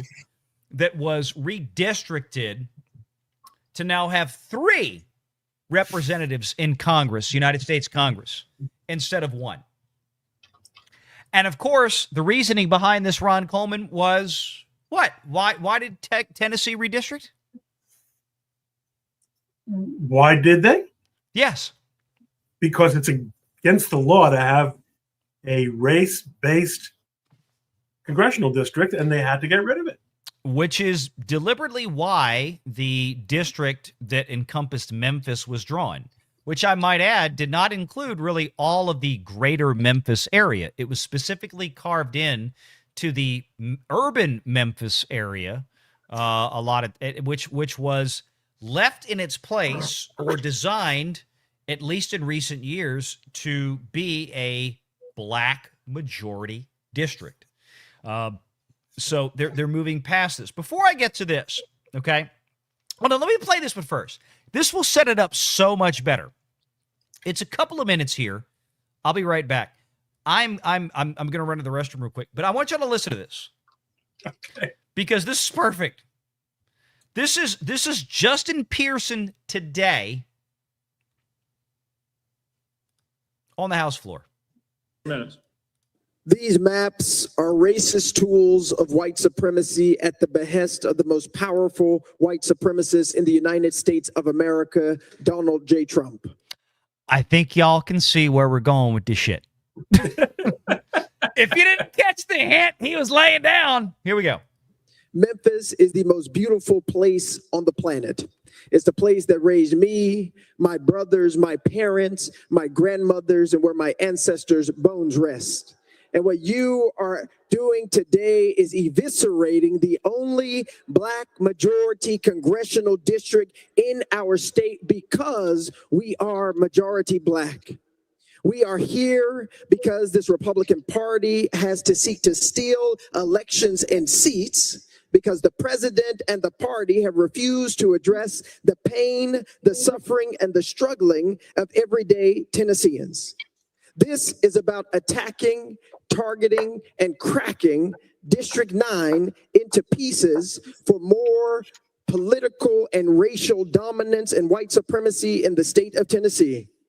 And we need to realize that the Calais decision that you all are basing your decisions off of, that gutted the Voting Rights Act, that Voting Rights Act was paid in blood.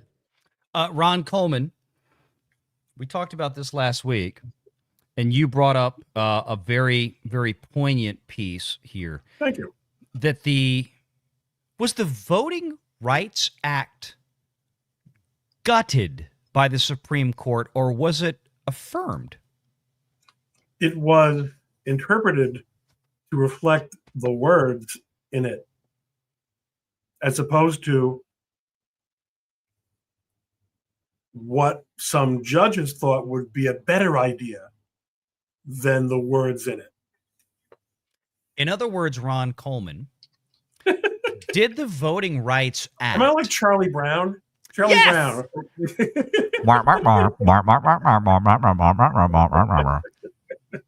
No, Ron. So here's the thing. This is the key question. And get ready, Jonas. Here's your clip right here. This gentleman, Justin Pearson, a Democrat state representative from Tennessee, from Memphis, who, let's be honest, probably had future designs and was being set up to eventually run for the congressional district, the now declared by SCOTUS illegal, unconstitutional, Black majority congressional district from Memphis. He probably was going to be running for that seat in a few years to go to U.S. Congress. He's saying that the Voting Rights Act has been gutted. But it seems like the Supreme Court simply stated, if I'm not mistaken, that the Voting Rights Act did not say that Black folks are guaranteed a Black representative or a district that is tailored to electing a Black representative. Is that right? I think that is right, but I don't, again, you're engaging with ideas. Mm-hmm. I know. What the real point of this is that this guy had it figured that this was going to be a seat that he was going to eventually inherit. Mm-hmm. He was going to set himself up to be the guy in Washington from that guaranteed Black Democrat seat for the rest of his life. And now, the most racist man in America, regarding whom no one has ever documented an actual racist statement. NAACP award winner Donald Trump. I don't even remember what the beginning of the sentence was, but we know what we're talking about. Yeah. No, my point is though, what Pearson is saying here basically is that the Voting Rights Act, was destroyed by the Supreme Court. In other words, that we're supposed to have a Black congressional district under that act. But that's not what the Supreme Court said. They said the act doesn't give you the right to a black congressional district. That's my layman's third grade interpretation. No, of course, man, you're 100% right. But the offense is that that judges decided that it did do that, and the world got used to that, and most importantly, the political world accepted it as a given that states in which blacks were minorities, which is every state, would have guaranteed black seats that they could do anything they wanted with. They didn't have to. All you have to do is get the Democrat nomination, and you were going to Congress. That's it. That's it. Let's finish up with Justin Pearson here, because I think it's important everybody hears this. It was not just a parchment of paper signed into law. It was paid in blood on the Edmund Pettus Bridge. Talking about paid the VRA. In blood by Medgar Evers, paid in blood by Fannie Lou Hamer. It's been paid in blood year over year, time after time, assassination after assassination, lynching after lynching, so that more people might be able to ascertain access to this constitutional democratic republic. Yep, that's it. Now, if you think he sounds like a young Louis Farrakhan, you're not wrong. And here's the thing, and this is what really bugs me about speeches like this. This is a young man who wasn't alive during anything that he's talking about, doesn't have any firsthand personal experience of what he's talking about, and we're constantly using historical events to sell positions in 2026. All of the lynchings and everything he's talking about were terrible events. It was a very different time in American history. Nobody's going to sit here and celebrate that these men who were just fighting for basic equal rights, men and women, to be able to vote, to be able to not be forced to the back of the bus, to be able to have equal opportunity for jobs, for education, for everything else. That is not what people like Justin Pearson are advocating for today. They are conflating these historical problems that have long been corrected with now being, well, we should get special privileges today because of XYZ from 60, 70, 100, 200 years ago. But there's still people out there. Forever and ever. The problem can never be solved because it's structural. Yeah. And if it is solved or is in danger of being solved, we bring in a Barack Obama to unsolve it. With Mark Hamill. Barack Obama and Mark Hamill and Luke Skywalker. Because that was a video. I don't have time to play that tonight, but y'all go look it up. Public experiment that is currently being gutted and seeking to be gutted by this chamber, by this House, this Senate, and this state. What is happening here is immoral and wrong. And I was reading my Bible. Can I just say, does everybody notice the three gentlemen surrounding him? Yeah. Those are not members of Congress in Tennessee. Those are, if you're looking at this thinking that, are these guys like Black Panthers or Nation of Islam? Are they Nation of Islam? No. I mean, I'm looking. They kind of look like they work in a funeral home. You know what, Ron Coleman, you stole my thunder. I was going to make a joke. It looks like they went to Ron's tuxedo rental and got, and like they just came off a wedding. I'm like, we got white bow ties, like down in New Orleans. I don't know what the rest of the country calls it. We refer to, well, I don't think technically what they're wearing is white tie. They have a white bow tie, but they're not. White tie for us down here is tails. White tie and tails. Okay, white. Yeah, I used to wear that in the choir at Princeton. There you go. So this is the house where everybody else in there is in business attire, suit and tie. We've got, Larry, Moe, and Curly here in the white. I don't think they're Jewish though, Ron. I'll say that much. Unlike the Three Stooges, but stay with me, kids, because I'm going to show you what this guy looked like when he first ran. You're going to see. Early this morning, asking God why this is happening. Listen to his voice. Why, I want you to memorize the again, cadence. does it seem that white supremacy is seeming to gain? Why, again, does it seem like the pillars of pain that we have felt and experienced for over 400 years in this country continue to rise again? Were your parents slaves, your grandparents slaves, your great-grandparents slaves, or your great-great-grandparents slaves, I ask? Because you know what? We had every Japanese American in the 1940s behind bars in internment camps in California.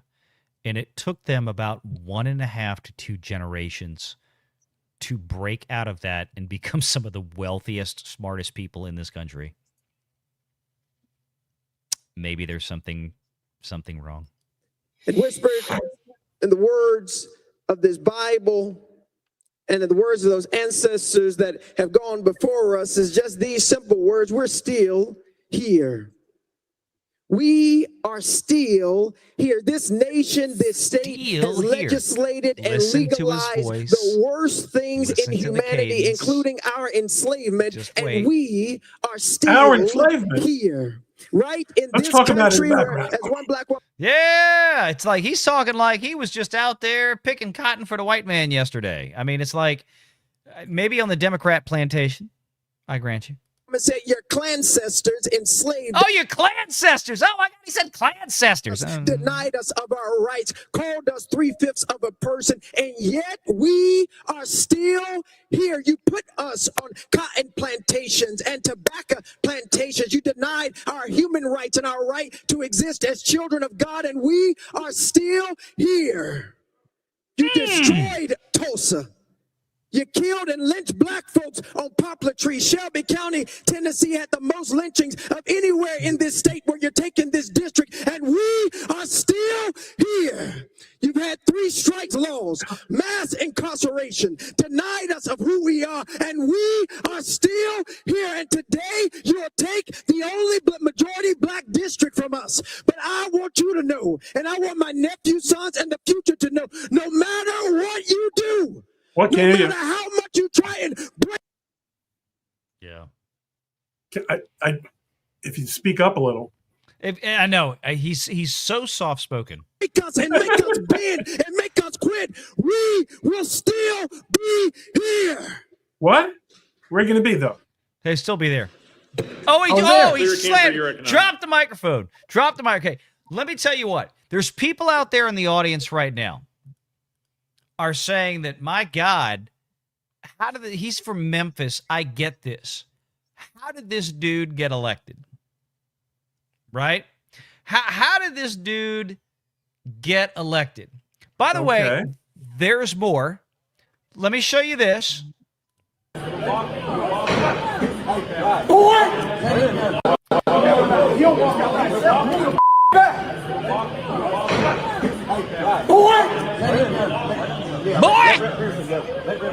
What is wrong with you? What is wrong with you? If you've ever watched like any police body cam videos on YouTube, which there are hundreds of thousands of them out there, you've probably seen that look and that verbiage from somebody in a car who got pulled over for speeding 1,000,000 times. Okay? Now watch what I'm about to show you. It's going to flip you out. When we talk about how bad... Oh, wait. Let me go to... I switched out of the bookmarks. You're not going to believe this. You see this guy right here? Yeah. That's Pearson. That's the same guy. Same guy. Mm-hmm. Get ready, kids, because this is the absolute political con job. This guy, probably with some George Soros money, ran a train on Memphis with. Remember what I said? Listen to how he was talking. Listen to his cadence. Listen to how he pronounces everything. It's like Hillary Clinton going, I was there in Selma. You know, get ready. Justin J. Pearson, and I'm running for president of PSG. There are a few reasons that we're running this campaign this year. One has to do with representation. How can we represent all voices in a conversation? This is the same guy. This is the same guy just a couple of years ago. This is the same guy. I wanted to do this by partnering with organizations from the Bowdoin Democrats to the Bowdoin Republicans. I want to work together. I want to bring together different voices, dissenting voices, voices that may be more liberal or more conservative, in order that we can reach a point of sort of the radical middle. Seemed like the NRA and gun lobbyists might win. But oh, that was good news for us. I don't know how long this Saturday in the state of Tennessee might last. But what the fuck?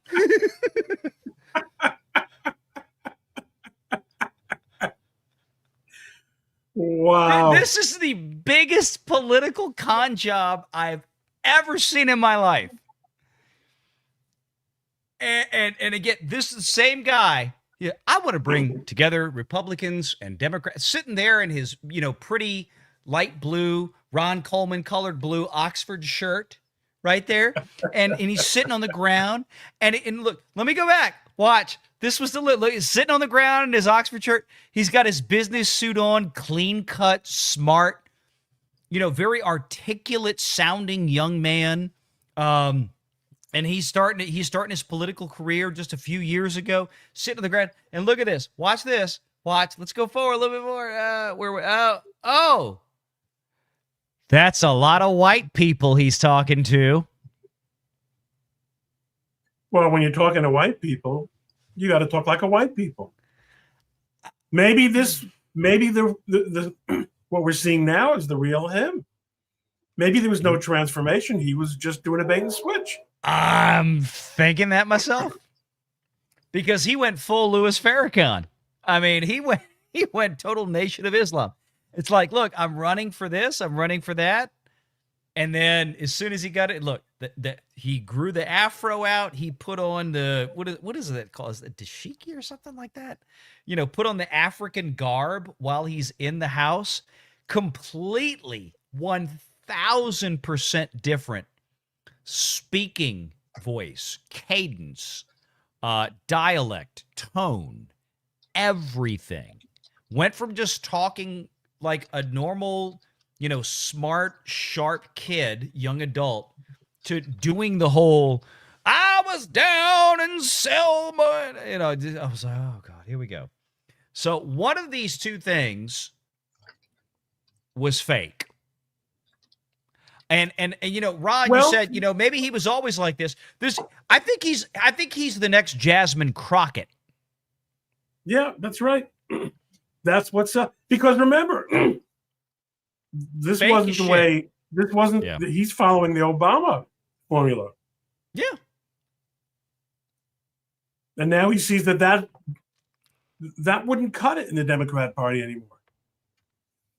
No, they want more radicalism, right? And they want more of this. But this is the guy that was really getting in the faces of Tennessee state troopers today in the House, calling them boy, telling them to go F themselves and F off. And let me tell you what, I'm gonna go back to this clip again, and you want to see, because this is the guy that's talking about, how racist this is and racist that is. I'm going to show, let me go back down to this clip if I can find it real quick. Shucks, where was it? But I want you to look at how professional that these guys were. Where did it go? Must have scrolled past it too far. Well, in any case, my point is those troopers, they sat there, they didn't do anything. They didn't punch him, they didn't grab him, they didn't put him in cuffs. They just let him scream in their face and get it out of his system, Oh, sorry. This is it right here. Oh, that's the speech. I was trying to find the one where he was chewing them out. I don't know what happened to it. Well, I guess it was on this one. No, that was the other one. We've got good. Any case, here's the thing. The last piece I wanted to do tonight. Ron Coleman, this would not be complete, sir, without having our great liberal white women saviors. We have to give our great liberal white women saviors some deference. Now, I will say this. While the show was going on, I was trying to reach out to our mutual friend, Michelle from Force of Light, if she wanted to hop on the show. Because if many of you know, Michelle is herself a Tennessean. And she was watching all of this today. And she and I were talking about this today as it was going on because we were both laughing at it. And I said, "Do you want to come on the show tonight?" She's like, "No, I'm with Grandma, spending tonight with Grandma." So wish Michelle could be here for this because I know she would have a lot to say on this subject. But Michelle, of course, not being a crazy white liberal woman, she's probably going to appreciate this one. So here we go, kids. This is the most important vote we will ever take. It's the most important vote that the Republicans will ever take. We know where we stand. We stand on the right side of history. This is about race and diluting the representation of blacks and brown people in Memphis, Tennessee. God damn it, I don't want to lose my house. Okay.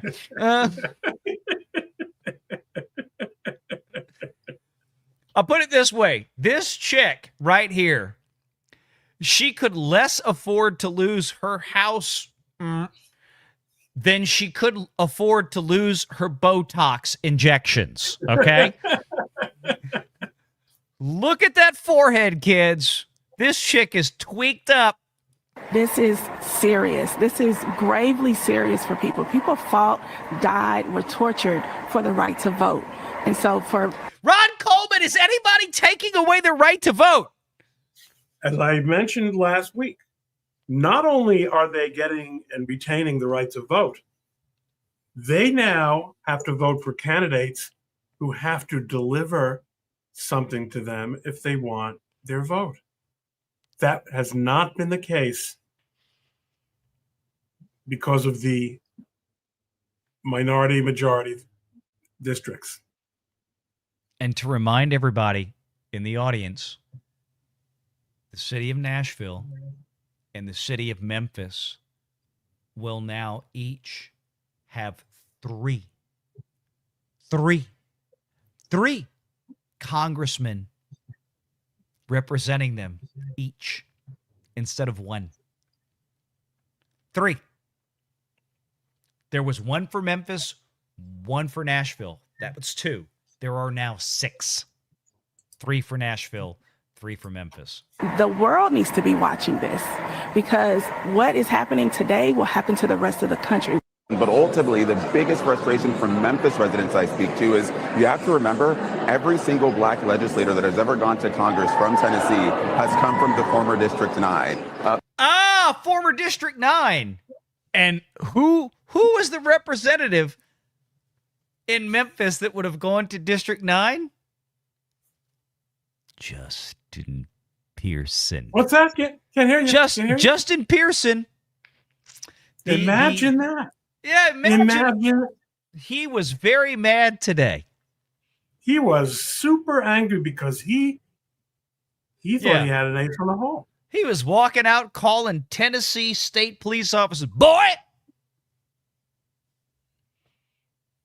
Yeah, well.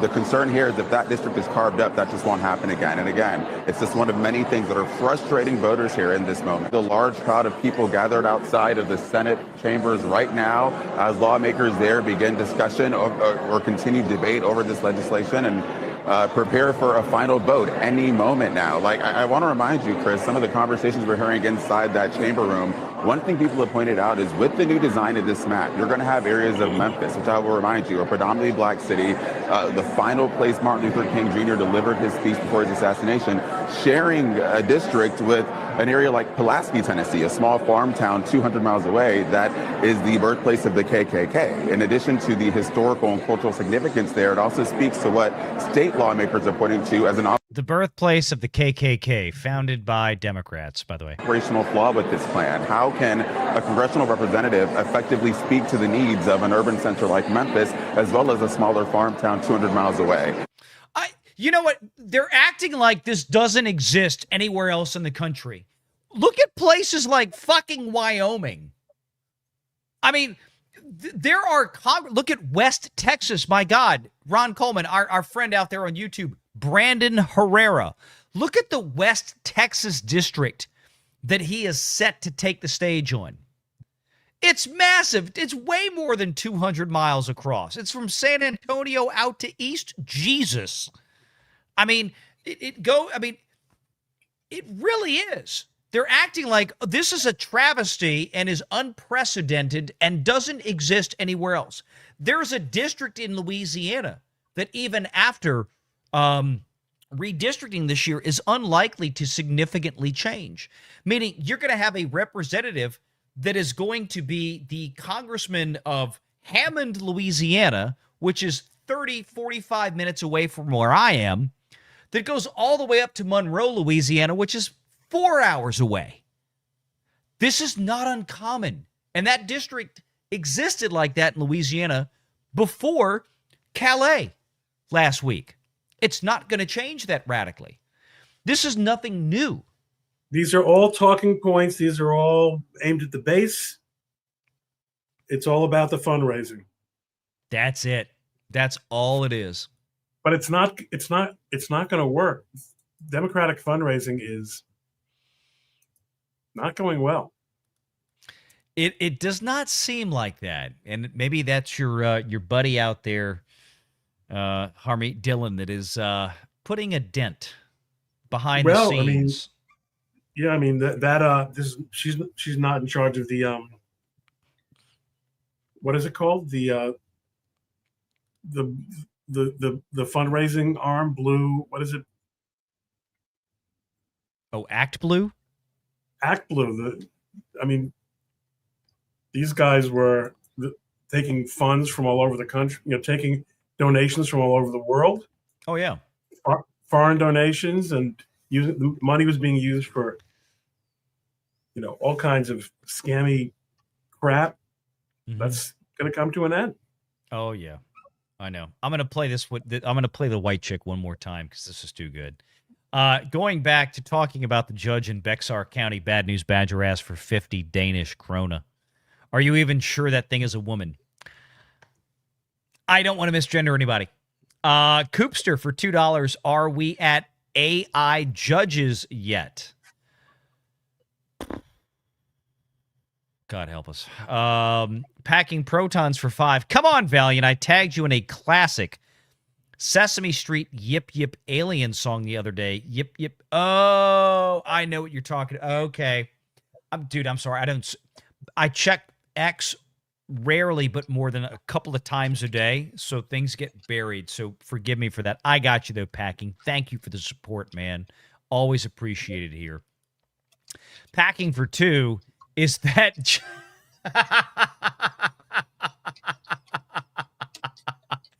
Damn it. Why didn't I? I'm mad because I didn't think of that first. Is that Judge Gozer's cousin? Aim for the flat top. It's a Ghostbusters reference, chat, if you didn't get it. God, she really does look... Now I'm not going to be able to unsee that. That is Gozer. If somebody asks if you're a god, you say yes! Packing protons for $5. Randy Quaid just tweeted this. FYI, an actress who knows Mark Hamill pretty well told me he was sick with a terminal diagnosis. Really? Randy Quaid publicly put that out on X? Well, I mean, look. I hope he's... I don't want to wish ill on anybody. I hope he's, I hope that's not true. I would hate anybody to be suffering because it could happen to any one of us. I mean, I might disagree with Mark Hamill on probably damn near everything politically, but That would be sad indeed if that were true. Marcus for $5. The Democrats know how to spend wealth, but they don't know how to make wealth. Nick Freitas podcast today. Freitas. Yeah, that's very true. That actually stems back from an old, wonderful quote from the great Lady Thatcher in the 1980s as Prime Minister of Great Britain, going back to, you only know how to spend other people's money until you run out or something to that effect. I can't remember the exact quote, but brilliant. I used to watch, they're on YouTube still. I probably need to go back and do that. Rewatch some old great Thatcher quotes from the House in the UK Parliament. Well, they have question time in Parliament. So the leader of the, remember that the head of state, the head of government, actually, the head of state is the monarch, but the head of government in a parliamentary system like the UK is a member of the legislative body. So he or she has to reckon with the members in a way that the president of the United States never does. They have to be good on their feet. Yes, they do. And Lady Thatcher was one of the greats. Us Catholics have joked, especially since the 80s, that the closest thing we ever had to a human incarnate Holy Trilogy was Ronald Reagan, Margaret Thatcher, and Pope John Paul II in the 80s that took down the Soviet Union. All three of those people were instrumental in it, which is one of the reasons why Catholics like me, not to get into a long tangent, I'm not going to, but are so frustrated with the leadership of the Catholic Church in the last several years. Because when you have us Gen Xers that grew up with Pope John Paul II that fought tooth and nail to destroy communism, it's painful to see the burdens that the Catholic Church has been saddled with in leadership the last several years. So, especially piece of shit Chicago politicians. Darius for $5. I was in Ann Arbor a week before the election. Oh, Torgo, I'll go back to that. I didn't mean to jump it. I was in Ann Arbor a week before the election. I saw a young 5-foot Asian college girl walking around with a Trump flag pinned to her backpack. Not surprised. People that come here from other countries, especially if they've come from communism like Cubans, are very Republican. But I will say I'm surprised to read that because there are a lot of antagonistic East Asian young people who have been socialized in higher education to be really, really nasty anti-American kids. In the modern era, and it wasn't that case even 15, 20 years ago. No, definitely it's not. Very different. And especially very considering how Asians have gotten the short end of the stick on affirmative action, DEI. Oh, yeah. Oh, no, Asians are worse than white people on the DEI scale. They're worse than white people. And in fact, they until fairly recently, they were punished for not being the right minorities more than Jews. Jews are really catching up, though. It's impossible for a white male of any kind to get onto a college faculty now, but certain Jews, forget it. You got a better shot if you're Asian. Yeah, I hear you. Torgo says for 20 months he should have brought a Trump 2028 flag. Yeah, he had the 24 one, but I get it. I get it. Thank you very much. And Tennessee Tornado, good to see you again, friend. For $10, Justin Pearson thinks that he is the next Martin Luther King. Not wearing and acting like he's acting. Not the clothes and the outfits he's wearing. I think what he's acting like is the next Louis Farrakhan, which is not MLK. Those are two very different people. So you don't think he's trying to challenge? I mean, I do think the Farrakhan influence is there, and it does look kind of like Nation of Islam guys, were hovering over him. But I think he was trying to challenge Jesse Jackson, who died last month. Yep. And who's Al Sharptons and all the hustlers. Yeah. I don't consider MLK to be a hustler, a race hustler. No, I don't either. Yeah. Justin doesn't realize that Martin Luther King, to continue Tennessee Tornadoes chat, would have slept with his girl while he was in the other room. Doesn't really would have slept. Okay, no one in Tennessee takes him seriously. Okay, there must be some backstory there. You're gonna have to tell me about that one. Well, apparently the people in Memphis do. And I mean, even though he conned them in with his "I'm just a normal human being" campaign, I'm just a normal guy, I have some ideas, I want to bring Republicans and Democrats together. And then as soon as he gets into the Tennessee House, he turns into the radicalized Nation of Islam type black dude. Grows the afro out. That's where the money is, man. That's where the grift is. That's it. That's the grift. He had a career plan. Exactly. That's just it. And the people of Memphis fell for the con. And that's all it was. Big Blue Horses for $5. If you're angry at the end of racial gerrymandering and ignoring all blue northeastern states, your idea of fair is bullshit. SCOTUS was clear. Don't be racist. Yeah, people have brought that up.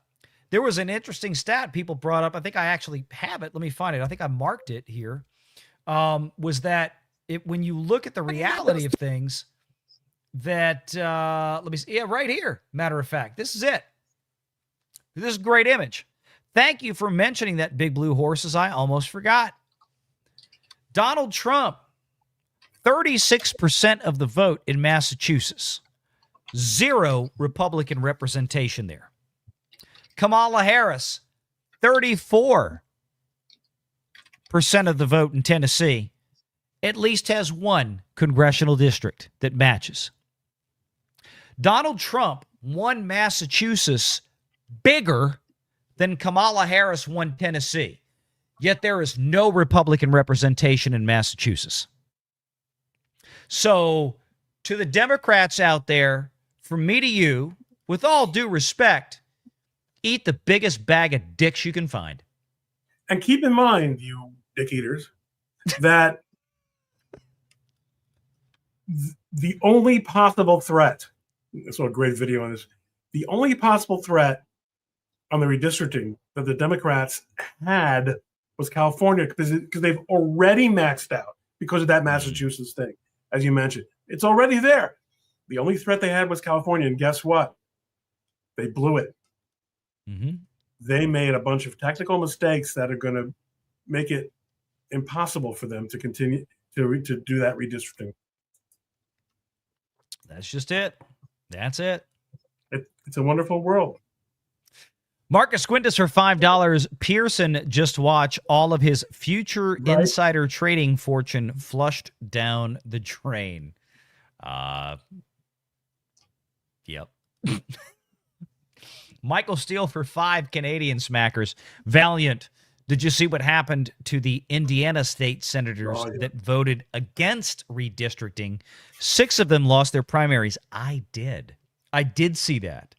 And boy, are they in high dudgeon over it? As is Karl Rove, of all people, the voice of loserly Republicaning. Karl Rove is one of those names I'd hope to never hear again.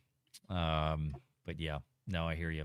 Yeah, they did not do well. Just like Bill Cassidy in Louisiana, who is still on the ballot right now because he's a United States senator, is about to get drummed out, as he probably never should have been elected to begin with. I've said this online.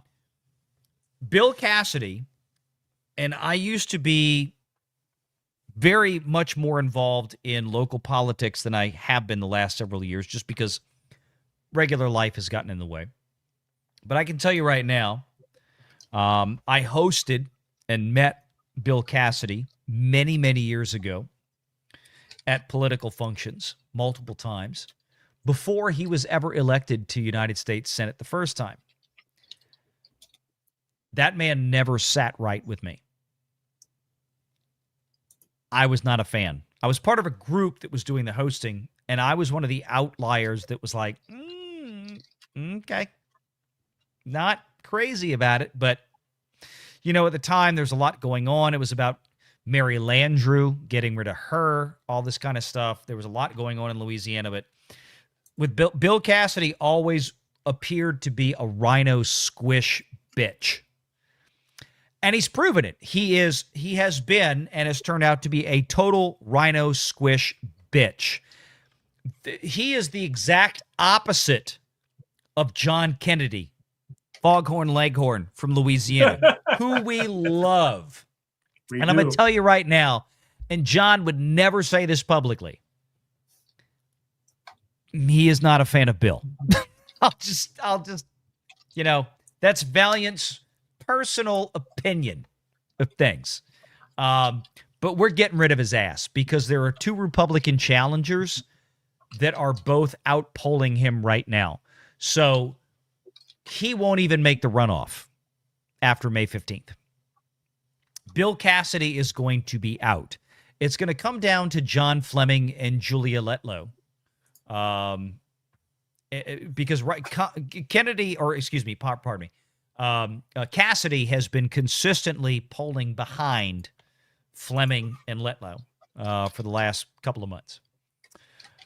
Cheap Sink for $5, or Cheap Skink for $5. Does he know which party was the party of the Klan and pro-slavery? Yeah, but he's probably one of those black guys that honestly believes that even though the Democrats founded the KKK, that the Democrats have become Republicans, and like this has been going on for years. I've heard this from so many liberals. Yeah, but you know, that used to be the Democrats, but now they're Republicans. Really? Make that make sense. Because the Democrats are still running the plantation with blacks out there voting, and public schools and everything else in predominantly urban and majority black areas. You know, try to make that make sense to me. Nobody's been able to do it. Big AMT for $5, lived in Memphis for 40 years. It's a shithole of crime, ghettos, and sickening racial politics. No nice area, no nice area ever survives because of it. That's why people move out to the suburbs. Yeah, I remember the last time I drove through Beale Street, probably 10 years ago, and I didn't realize how bad it had become, and then quickly got the fuck off of Beale Street because it was bad. And it's a shame because Beale Street's like Bourbon Street in New Orleans, right? It's a very historic area. It's a music center, but my God, I wouldn't, just like Bourbon Street now, I wouldn't walk down Beale Street unless I was absolutely strapped, and I might even go open carry instead of concealed as a deterrent. Like, I'd have that FN. By the way, speaking of which, yeah. I have been granted permission by the great state of New Jersey. They have deigned to allow me to purchase a firearm. Wow. For self-defense. So generous of them. I can't take it in my car. I can't carry it with me anywhere. Then what the fuck is the point? You can keep it in the house? If someone comes into my little tiny house, I can shoot them. We can talk about instead this. Of waiting for the Clifton police. I will be chat. Should I advise Ron Coleman on a personal home defense weapon? I feel like I should. I think you should. I have. Here's what we know about Ron Coleman. Here's what we know about Ron. As we blow past the 2-hour mark, Ron Coleman, excellent hand strength. 63 years old, but still the meters go. No arthritis in the hands. Yeah. No experience or training whatsoever in use of a firearm. Vision is correctable to 2020. Staccato, I love you, man. I love it. Go ahead. I'm giving you everything I can imagine would be a factor. Not particularly athletic man, but a man of girth, man of substance. So a little kickback doesn't scare me. And what else? A black heart. A black heart. There we go. Ladies and gentlemen, for the second time in his career on YouTube, Staccato DDS has started a Staccato fund. The first one years ago for Valiant Renegade. And he has now started a Staccato fund for Ron Coleman. Now, Staccato, let me say this. To be fair, I don't know. I mean, I love the Staccatos, but would you be willing, you've started this. I want to ask your permission, Staccato. Can we just make this the Ron Coleman firearm or self-defense fund? Because I don't know if we're going to get to $3,000 for a Staccato. And I almost rather, Ron, I might talk to him about some shotguns. We might talk about some Benellis or something like that. Does the license, Ron, stipulate it's like one, or you can just buy? No. I can even put it up on the screen. Okay. Well, let's do that. Thank you, Staccato. This will go to the Ron Coleman Fund, I promise. Well, let me put it on the screen and risk God knows while what. you're doing that, Staccato says blame Newsom, not the GOP. He started this nonsense for $10. Yeah, you're right. You're not wrong there. Thank you very much for the support. Siani says for $5, YouTube won't let me post what I really want to say. They're all cray-cray. Siani follows that up. Pardon me. Siani follows that up with a $5 super chat saying, hear you on the Catholic side, Valiant. I'm Catholic myself. Yep, yeah. A lot of us Catholics are feeling pain. Marcus Quintus for $2. That is Pope Saint John Paul II VR. You are right. He was canonized. You are right. Marcus Quintus for $2. We didn't land on Memphis. Memphis landed on us. That's right. There we go. JJ Gosling for $2 British pound sterling. When they show you who they are, believe them. Staccato says for 10. Benelli N4. Staccato, I have one. I actually have a Benelli M1014. It's like the more military version. He is right. Staccato is dead on balls with this. Staccato for $10. The Benelli M4 is the first firearm you should buy. It is an outstanding shotgun. And even if you don't buy like the Benelli brand M4, which is like I think in this day and age, probably you want me to go straight into shotguns? That's the best home defense weapon. I know that, yes, I know there is an argument for the long gun for home defense. Well, not specifically. Not a long gun could be a rifle, but a shotgun specifically. No, I know. Yeah. No, I've heard that. I've heard that. Yeah. I don't think you appreciate the psychology of the urban Jew. Okay. We're talking about a pistol. The first gun has to be a pistol. All right. A shotgun is a scary thing. I'm not Israeli. I'm a Jew. Israelis are fine with weapons. So, in conjunction with a valid form of government ID, the state of New Jersey gives permission to purchase rifles and shotguns.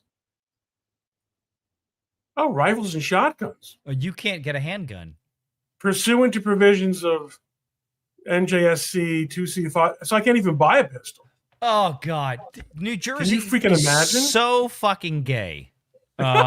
This is just, it's, you didn't look, I tell you what, Ron, you're a lawyer. You maybe consider challenging this because, again, you have a Second Amendment right. You think? Yeah, I fucking think. Is that wild? That is pretty wild. I have to admit, I never even read it. hey, federal court, I have been denied the right to buy a pistol. Listen, there's going to have to be some very substantial changes, and they might start happening. Harmeet Dillon, my former partner, Harmeet Dillon, is, as I mentioned last week, elevating the Second Amendment to the Bill of Rights. I think you need to call Harmeet and say, hey, check this shit out. It's again, this is California, it's New Jersey, it's New York, it's everywhere else. There's no reason that any American citizen should have to go through an approval process with the state to be able to buy a firearm. We have, the whole reason the ATF was set up to begin with before it went out of line was to sit there and do background checks, basically. Hey, do you have a criminal history where you've been adjudicated to where you can't own a firearm because you've been found guilty of a violent crime where basically you have given up your Second Amendment rights by acting in a criminal manner? Obviously, that doesn't fit your bill, Ron. You should be able to go down to the corner store, just like I can here in Louisiana. I can walk next door to a fucking McDonald's and go buy a Sig Sauer pistol if I want, okay? I get the background check and all this. Again, it's kind of silly. But if you're stuck with rifle or shotgun, then we're going to look at some shotguns for now, and we'll go from there. People are showing up in the chat. I'm with shotgun is my wife's going to see it. She's going to know I have it. I think Jane's going to know if you get a gun anyway. No, she's not. Because the funny thing was, she said, I don't know if I want you to have a gun. Take her to the range. Let her shoot it. You're so fun. Have fun. Such a madman. I'm such a mad. Jane, do you think I need a firearm? Just this woman she's the size of my pinky. I know, but I mean, let me tell you what. My daughters, they like to shoot. Now, my oldest daughter, of course, the pistols freak her out, but I mean, like the rifles and the shotguns, they love it. I mean, I've got things in this house that'll fly through. I'm sure. Fly through a few hundred rounds in a minute. We'll have to do a session, and I need to also figure. I'm going to take a closer look at New Jersey law and see what indeed is and is not allowed. Well, look, we're staying later, but you got a lot of money trolling in right now for this. Good, Benelli good. for Staccato for $10. Benelli M4 is the first firearm you should buy. Tennessee Tornado for $20 to the Ron Coleman Don't Fuck With Me Fund. All right, but remember, I think I quoted David Warrington before. White House Counsel David Warrington. White House Counsel David Warrington, who named me Ron fucking Coleman. Ron fucking Coleman. There we go. Okay, so Biani says for $20, Ron's gun fund. Ron, I shot a 12-gauge shotgun and I'm only 5'1". Siani is a little, yeah. Okay, let's see. Let's see what we can do. Here's the thing, Ron, and I will say that we'll talk about more of this offline. You remember you don't have to load a shotgun with a super heavy round. I mean, I've got the big Benelli. It's a big shotgun, but you don't have to put like a 1,500 round or 1,500 pound load in it. I mean, you can put like the lighter load that would still really, really kill a motherfucker. I just want to make it really clear. I live in a very safe neighborhood. No one has ever remotely attempted to get anywhere. I don't want to hear about it. You have those roving acidic Jew gangs that run around the neighborhood. Well, okay, no. We don't. We're pretty safe from them. But I will just point out, Ron has never watched Peaky Blinders and doesn't know about Alfie Solomons. I have certain. Alfie Solomons is is my hero. Tom Hardy was so good. He is so good in everything he does, isn't he? I mean, I just know it from clips on YouTube. But my goodness. Yeah, I mean, we could go on light of this. I know. Clifton, New Jersey does border the largest Muslim I think it's more than Dearborn, population municipality in America, which is Paterson, New Jersey. Yeah. As far as I know, there have been no problems, but it's a crazy world out there. It is a crazy. All respect to the Clifton PD, by the way, who are excellent and get there damn fast. But you know still, what? Even good cops will always tell you, hey, we can't be everywhere all the time. It's true. Arm yourself. Good cops, and they know this. And look, being in Louisiana and people in Texas, the same thing. Most cops I here, think Staccato is throwing in big time. Thank you, my friend. Thank all of you for because frankly, I am broke, so it would help. There we go. And I finally got Ron's PayPal today, so we're real good to go now. Woohoo! Money. Tennessee Tornado says for $5 to the Psychology of the Urban Jew book tour, but only if Ron does an audiobook version. What's not to like? What's not to like? Staccato for another 20 smackers. I'm Jewish, and the first thing should be the shotgun for home defense. I agree. If you're in a confrontation that requires self-defense, the shotgun is your best bet. Easy to use, and the you don't best have to chance, aim too good. Yeah, the best chance to hit your target. Because remember, Ron, and they teach you this if you take concealed carry courses or basic NRA courses, which are tantamount to the same thing. The average encounter in a shooting, especially for just regular average Joes like us, is less than 10 feet. You don't have to be a sniper. I mean, you have to be able. The biggest thing is having the willpower to be able to make the decision correctly, legally, to act in self-defense. And generally speaking, in most sane places in this country, which unfortunately a lot of times don't include blue states, that if somebody kicks your front fucking door in at 3 a.m, we're beyond the point of question now. You put holes in him. That's it. So, Marcus for $5, Benelli M1 Super 90 Tactical. Good gun. Much easier Benelli, to deal with than Benelli. M4. I never heard of Benelli until the John Wick movie. The John Wick, yeah. The scene. That was what did he give him? He said, yes. Oh, something bold for the end of the night. The Benelli M4. It's the M4. It's that. I have one of those. Let me just do one thing. I tweaked mine out too. So. Third. I could just watch that scene over and over again. Dessert. Yes, dessert. Freshly stoned. Yeah, the knives. I love it. Yeah. And I don't know if any. Yeah, I mean it's a world building wise, it's so frequently ridiculous. So good. But it's so stylish and so good. I can talk about some films. I told you I saw all the John Wick movies on a flight, just stacked them all up. Yes, you told me. Benelli M1 Super 90 Tactical, much easier to deal with than the M4. And Marcus would know, because Marcus, of course, is a retired law enforcement officer, so he probably had a lot of these. I have some clients that were they're retired detectives. Marcus, I can't move, SWAT team. okay? I'm going to spend the rest of my life in this high-tax shithole state.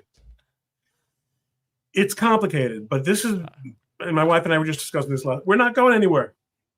Okay, we're not going anywhere. First time pistol, Glock 19. I get it. I know everybody loves the Glocks. It's like a Cadillac Escalade now. You have to be a black drug dealer to have one. and move to a 2A state. Just saying. We got Access 820. He sends in $10 for the Staccato Fund. And $10 again from Staccato DDS. Bum some Dragon's Breath rounds from VR. Now, wait a minute. No, you cannot let this man fire off Dragon's Breath in the house as self-defense, but I like where you're thinking. You guys don't understand how small my house is. Yeah. But you know the Dragon's Breath round since you watched John Wick. Remember? I don't actually recall the. Remember the scene where in the overhead John Wick 4, where they fly the camera overhead. He's moving through the flat in Paris, and he Yes, picks exactly, up right. he picks up the fireworks rounds, and he's blasting people. Looks like fireworks coming out of the shotgun. Oh, and he's okay. That's what's going on there. Okay. I have those rounds. They're fun as shit. We light bonfires with them at New Year's. Like, we have piles of trees in the cow pasture, douse it in gasoline, dragon's breath. Just light them up with that. It's fun as hell. Do not use dragon's breath in a house. It is not a self-defense round. Yes, you will incinerate the intruder. You will also incinerate your house. Don't do it. They are meant for fun bullshit, especially if you're shooting over a 2-acre pond. They will piss off the fish, but nobody gets hurt. Okay. So anyway, that's it. Ron Coleman, we went long tonight, but it was worth it. Loved it. Thank you, everybody, for hanging out. We will see you next week. Check out Ron Coleman. Subscribe to Ron Coleman. Subscribe to Valiant Renegade. God bless you guys. See you Sunday on the main channel for the big show. Take care. Good night, everybody.